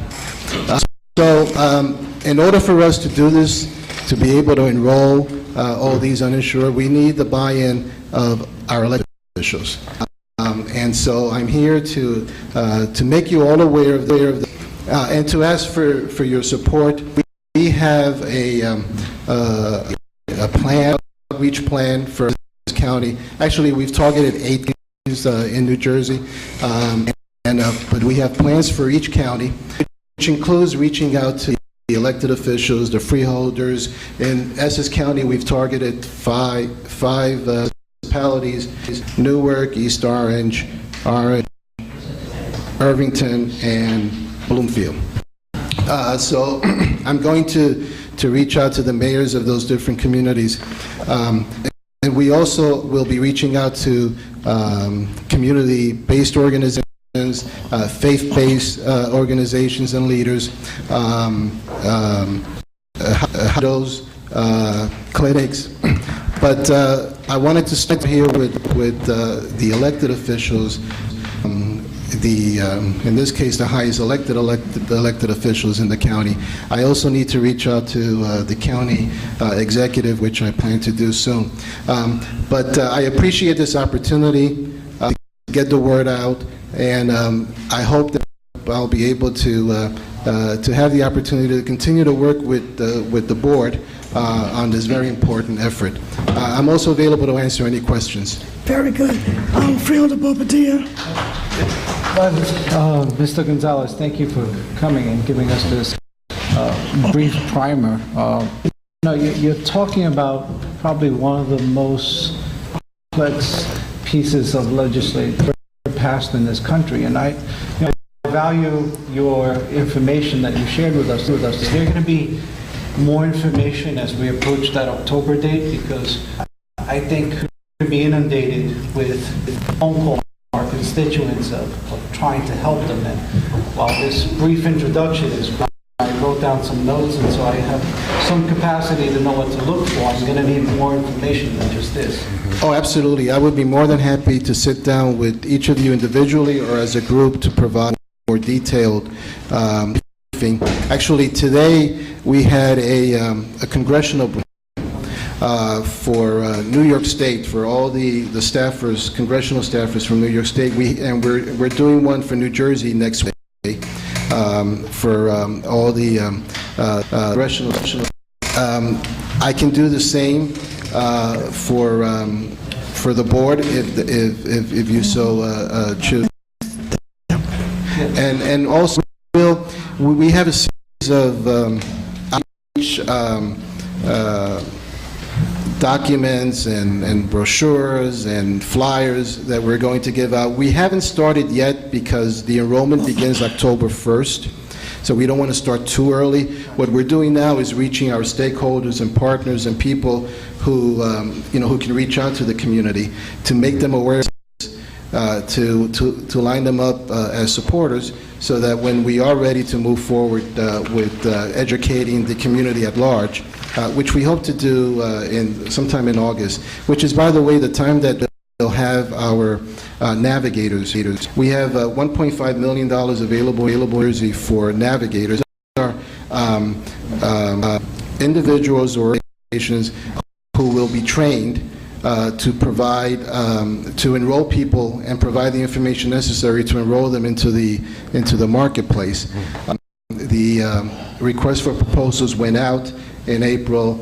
It closed on July 7th. So we hope to have our navigators place and train in August. In addition to the navigators who will by us, by the federal government, we will have a certified counsel.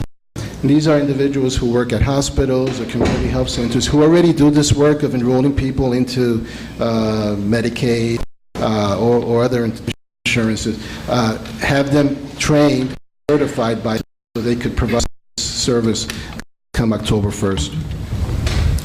Okay, yes, continue, Freeholder. Can I just propose that we, thank you again, that we put this through our committee, and so when the appropriate time comes, we have you back and you can brief us at length of what we need to do to help our constituents? Absolutely, I would be more than happy to. As I mentioned earlier, Essex County is our target. Unfortunately, this county has the largest number of uninsured, so we want to make sure that, all, I believe it's 102, 103,000 that are enrolled in the marketplace come January 1st. Thank you. Okay, just additional questions for you. A question. Would we include the Department of Services, who now handles a lot of the residents who are not insured? Would we include them to be maybe a call center or individual that would to assist the residents? Yeah, unfortunately, the funding period for the navigators has ended, but what we could do, we can, if you identify the appropriate staff, we will be more than happy to train them and make them certified counselors. So, Rev, I think something we need to sit and talk about, how we're going to coordinate this, because I'm sure it's going to be a lot of our residents not truly understanding, because I'm listening and I have a lot of questions, and I won't hold the meeting up, but to make first time in the country having a universal health plan, it's not going to be easy to put it, and it's going to be a lot of our residents who truly don't understand how to go online. And it's going to be a lot of our residents that do not know how to fill out the applications. So we certainly thank you for coming to Essex County, but certainly we understand that we have a lot of unemployed individuals in Essex County, and a lot of our people that visit our citizen services for food stamps and trying to get assistance for other means to live, and excluding the health plan. Let me just ask another question. Medicaid, if individuals have Medicaid, how would that affect the present Medicaid program? If someone has Medicaid? How would that affect the Medicaid? Well, if they have Medicaid, they have insurance, so they would not be eligible. So they wouldn't be able to go in. They already have insurance, so they wouldn't need to. Individuals already have insurance. They cannot drop their insurance and come on this plan. If you have credible health coverage, you drop it to get into the marketplace. And in the case of someone who's on Medicaid, they probably wouldn't qualify anyway because of their income levels. Yeah, if you already have credible health coverage, you can't get into the market. I have a small business with less than 25 employees. They can drop those employees, or they have to maintain. A business that has 5 employees doesn't have to provide health coverage. What about 25? Doesn't provide either. Oh. Yeah, it's only 50 or up. 50 or more. Yeah. So the small businesses that's struggling to provide it. Well, they can, any business that's now 50 or less can go into the marketplace. Okay. Starting in 2015, it'll go up to 100. But the first year, 50 or less can go into the marketplace. They don't have to, but they could in order to provide health insurance for their employees. And if it's 25 employees or less, then we will provide them, we could provide them, if they're eligible, for a tax credit, which could be up to 50% of their expenses. Yes. Okay. All right, that's good. Well, thank you very We much, Madam President. certainly want to thank you for making the presentation, but, and I'm sure the clerk know how to get in touch with you. I would be more than happy to. And we're in touch with the administration, and we'll coordinate the meeting to get more information. Perhaps at this meeting, we could all, not only can I meet with the board, but also with the administration. That's and that what way I'm we can cover requesting. everyone at the same time. Yes, that's what I'm requesting. Ralph, let's make sure we work with that together. Okay, thank you. And again, thank you so much for the Well, thank you, information. Madam President, It was and very all of you valuable. freeholders. Thank you. And thank you. Okay, okay, we now for public comments. Do we have anyone from the public? Do we have anyone from the public who speaks? State your name and affiliation. I'm sorry, state your name and address for the record, please. Yes. Good evening, Cassandra Dock, P.O. Box 25331, Newark. I just want to thank Mr. Gonzalez, who have invited him. If he himself, I want to thank him now that the Affordable Care Act is very important.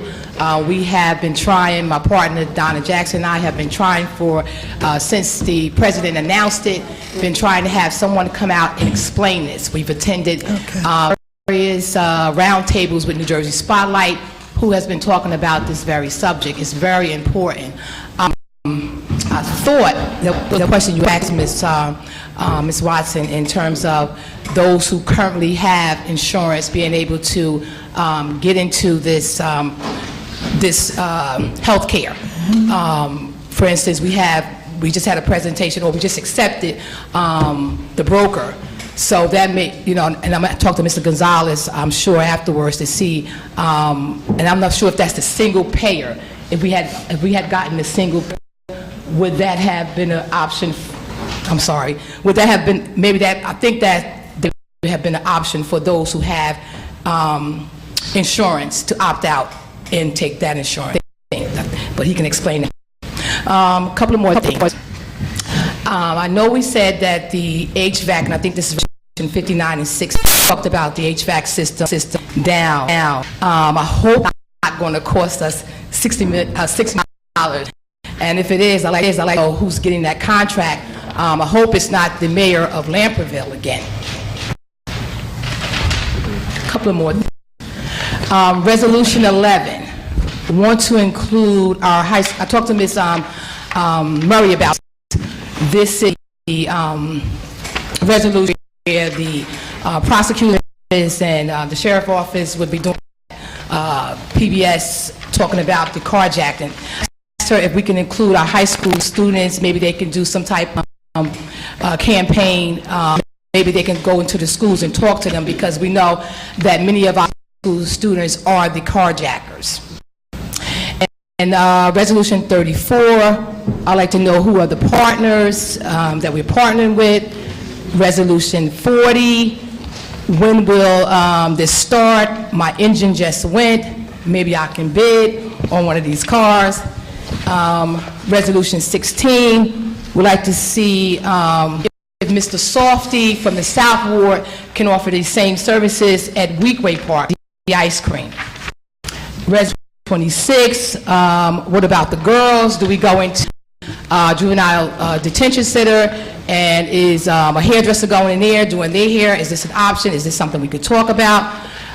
Resolution 36, where is this company located? Resolution 2, I talked to Ortiz about this. I see that we're giving $9 million to this vendor to offer food service for 2 years. I'd like to know who they are. Perhaps I could talk to some of the ladies in local restaurants in the area, and maybe they can gather and they can get a piece of this $9 million to offer food services for our county jail. Thank you. Very good. And as we always do, we will send the response to all questions. You do. And you should receive it within next week. Peppermint for you too. I'm drinking tea and peppermint and everything else I can. But thanks anyway. All right. Thank you. Do we have anyone else from the public who would like to speak?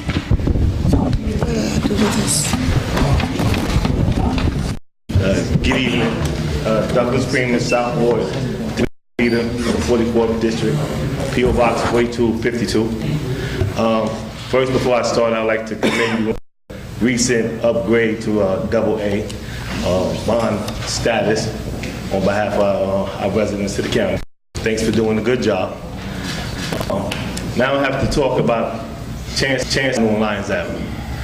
Chancellor Avenue, which is in my district, came for about violence, and since then we lost 3 more people.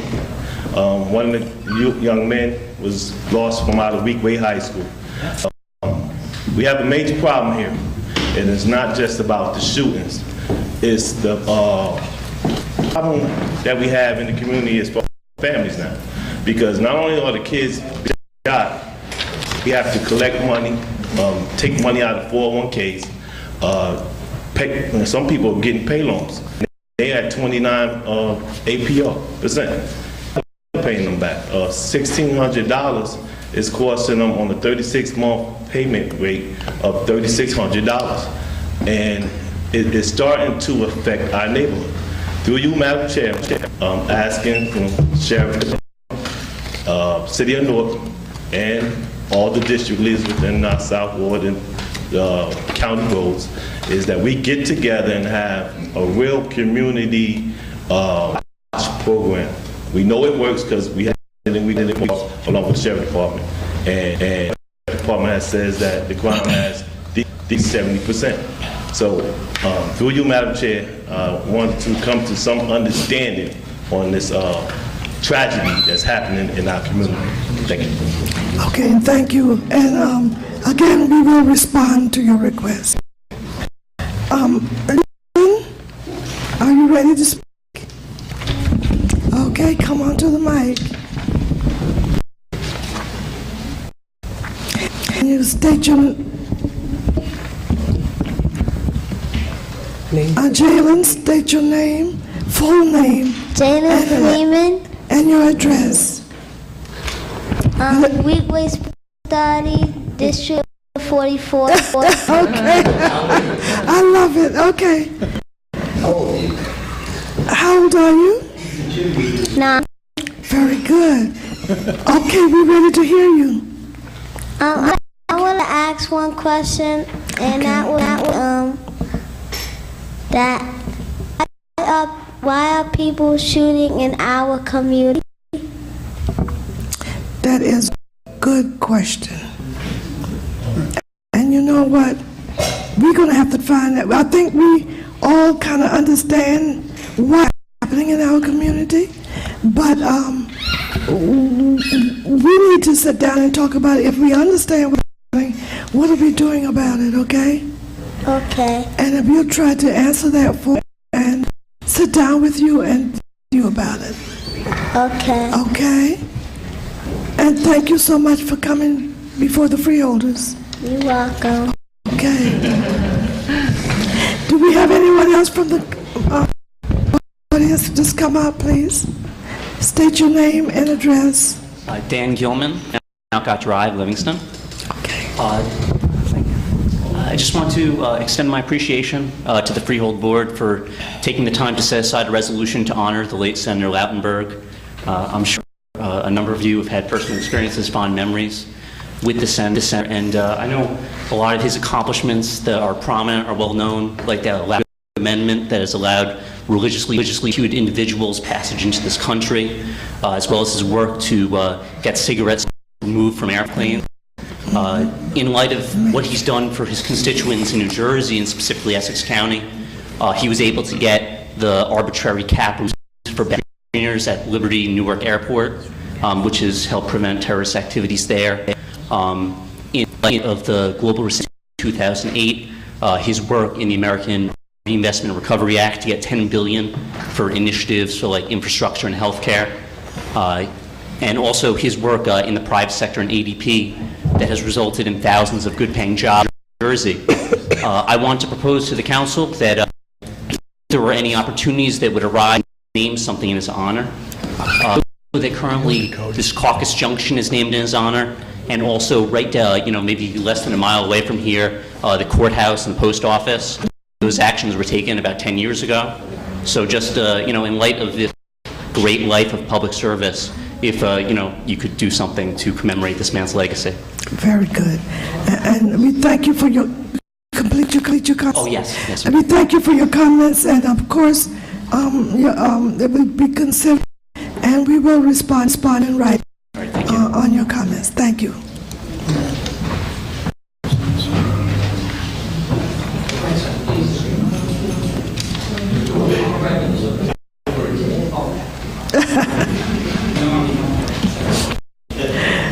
Good evening. Good evening. Freeholders. Donna Jackson, 128 Smith Street. It's a sad day today. We buried the young lady in East Orange who was killed by a ex-boyfriend, another domestic violence situation for the city of East Orange. I would like to ask if in that resolution for the two positions that Mr. Palavecchio questioned, if they're not two new positions, we need to get two new positions. The domestic violence in the lower end of Essex County in particular, but I know across the state is growing. As folks are coming home without a paycheck, as husbands are losing their jobs, the tension in these families is great. Some reported and some unreported. There needs to be a way for a woman to go anonymously. There needs to be a way for a man to go anonymously. I'm not saying it's always the woman that's being abused. No, it goes both hands. No, it is what it is. And if they're not two new positions, I'd like us to look into getting two new positions. We have had 7 homicides in Newark, Irvington, and East Orange over the last 6 months. And it is indicative of some of the things that are going on that the young man just talked about. This is a direct reflection of the failure of the Essex County Citizen Service Office. Because I bet you $1 million, as I've been coming to this mic for over 3 years, complaining about citizen services, and we have done little to nothing, that the majority of those folks who are uninsured are going to be Medicaid eligible. And we dropped the ball because we are so busy sanctioning people at that office that never go out or go out the day before. Nobody's monitoring anything that is going on. You have now had to put police officers in 18 Rector Street. And you know why you have to do that? Because when I go down there for my search, Doug's sitting at the same table. Why does he know my business? Why do 2 caseworkers, 3 caseworkers have to share one desk? I know we're not checking. $9 million, how many prisoners we feeding? I need to know that number. That's a lot of money. And I know it's 3 meals a day, but I know they're not eating no steak and no caviar. $9 million is a lot of money. Are we feeding Al and Delaney Hall? Both? That's a question that I have for today. So I know that, Mom, I'm at 30 seconds. I see the little paper going over. Thank you so much, ma'am. I wasn't even looking over there. That was a good hold up. That we have to begin to move in a direction to turn around guys. And I'm going to just tell you this to let you know that we are in a state of emergency. They handed out 2,100 layoff notices at Newark Public Schools. 2,100. 600 of them to civil service people. Do you realize that the Newark Police, the Essex County Police, just had to file a grievance, and I'm finished with this, please allow me 10 seconds, Madam Chair, with the New Jersey Department of Civil Service, because they are no longer listing the police on civil service, that the governor is making a move right now to eliminate all of civil service? If we're not aware of that, we better get on it. There have been complaints filed. If we lose that title, what are we going to do with private police at this time? We need people who know the community with all of that are going on. I'm telling you, we need to get aware. I understand all the endorsements. I want you all to stand on your own feet. We know what condition we are here, and they get ready to do 200 layoffs in preschool. If we think, I'm finished. We think we are in trouble. You think we in trouble. We haven't seen anything until them 2,000 people from North Public Schools who live all in the lower end of this don't receive an unemployment check till October the 1st. We are in trouble. We better take some on the county and local level immediately and stop playing games. Okay, thank you. As always, your questions will be answered and within the next week or so. Okay, thank you for your comments. Next. No, it doesn't work. That's all right. Okay. All right, so there we go. Your name and affiliation for the record, and you have minutes to speak. First, I would like to...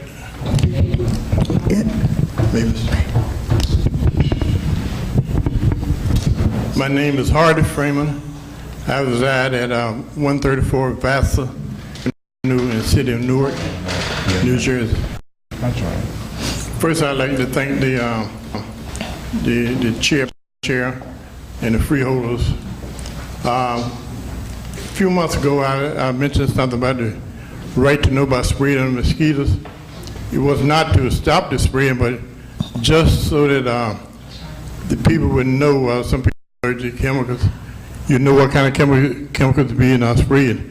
So I got a letter, so I thank you for the letter.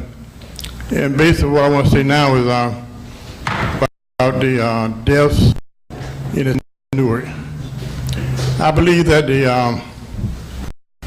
the brilliant minds of a body like this, freeholders, the city council, police administration, and various agencies, if they put together, they would come up with something. This killing. I get so tired of seeing makeshift memorials,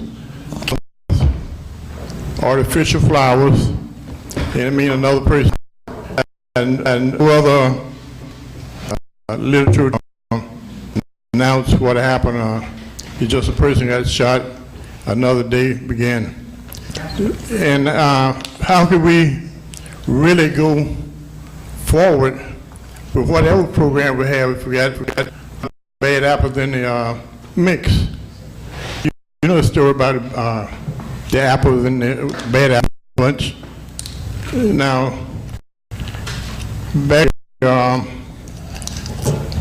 think last week, Mr. came down Chancellor, everything was roped off. There was another shooting on Chancellor Avenue.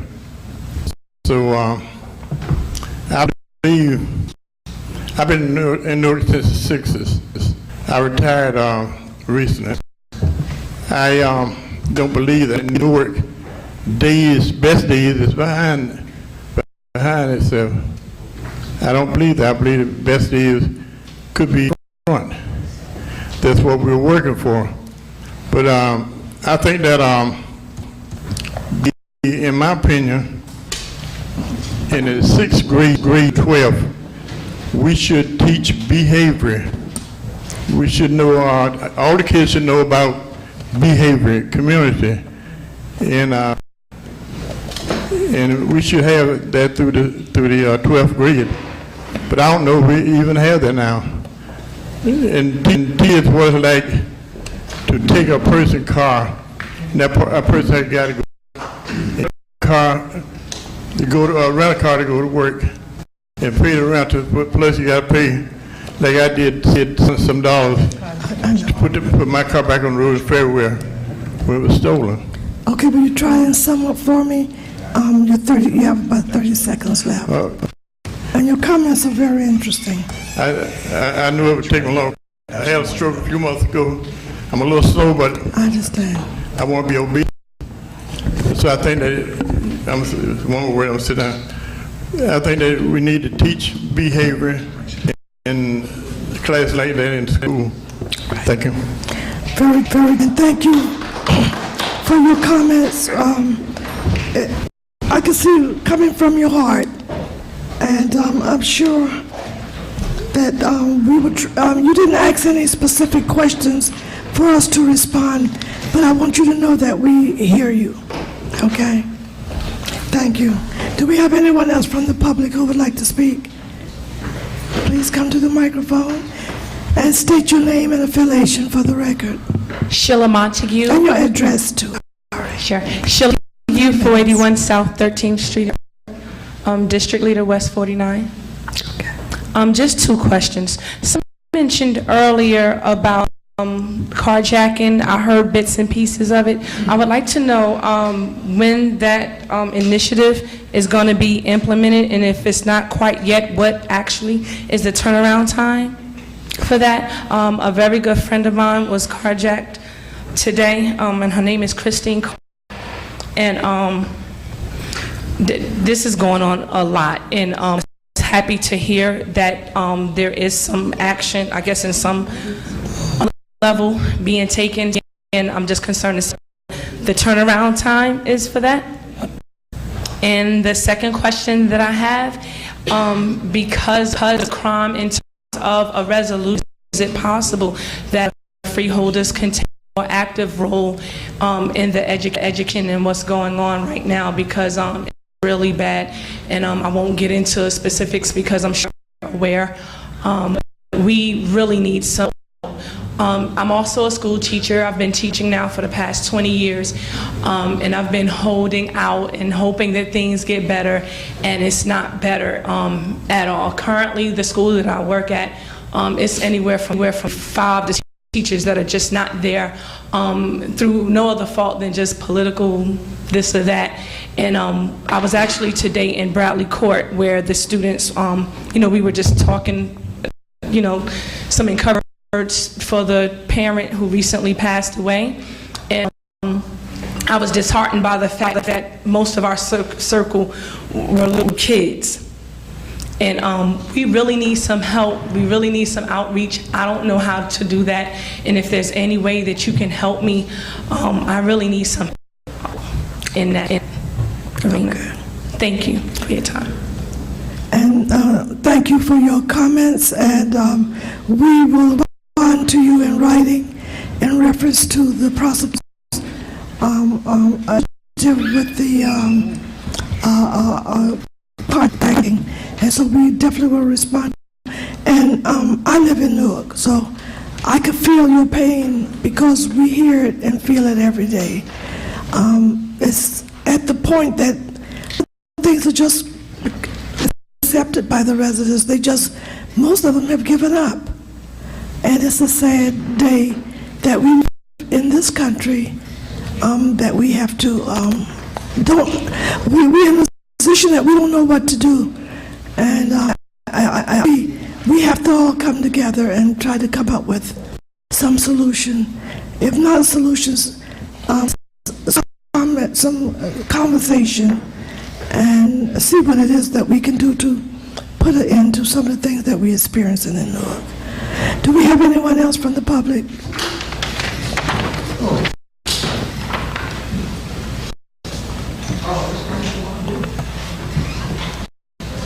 My name is Ed, citizen, live in Orange. There's one thing that we have in Weequahic Park, putting chemicals into the lake, and they're not informing the citizens. In other words, what I mean to you, Madam President, they put up one letter, 8.5 by 11, on one tree, on the dry side, the road side. It's walking on the path can't see it.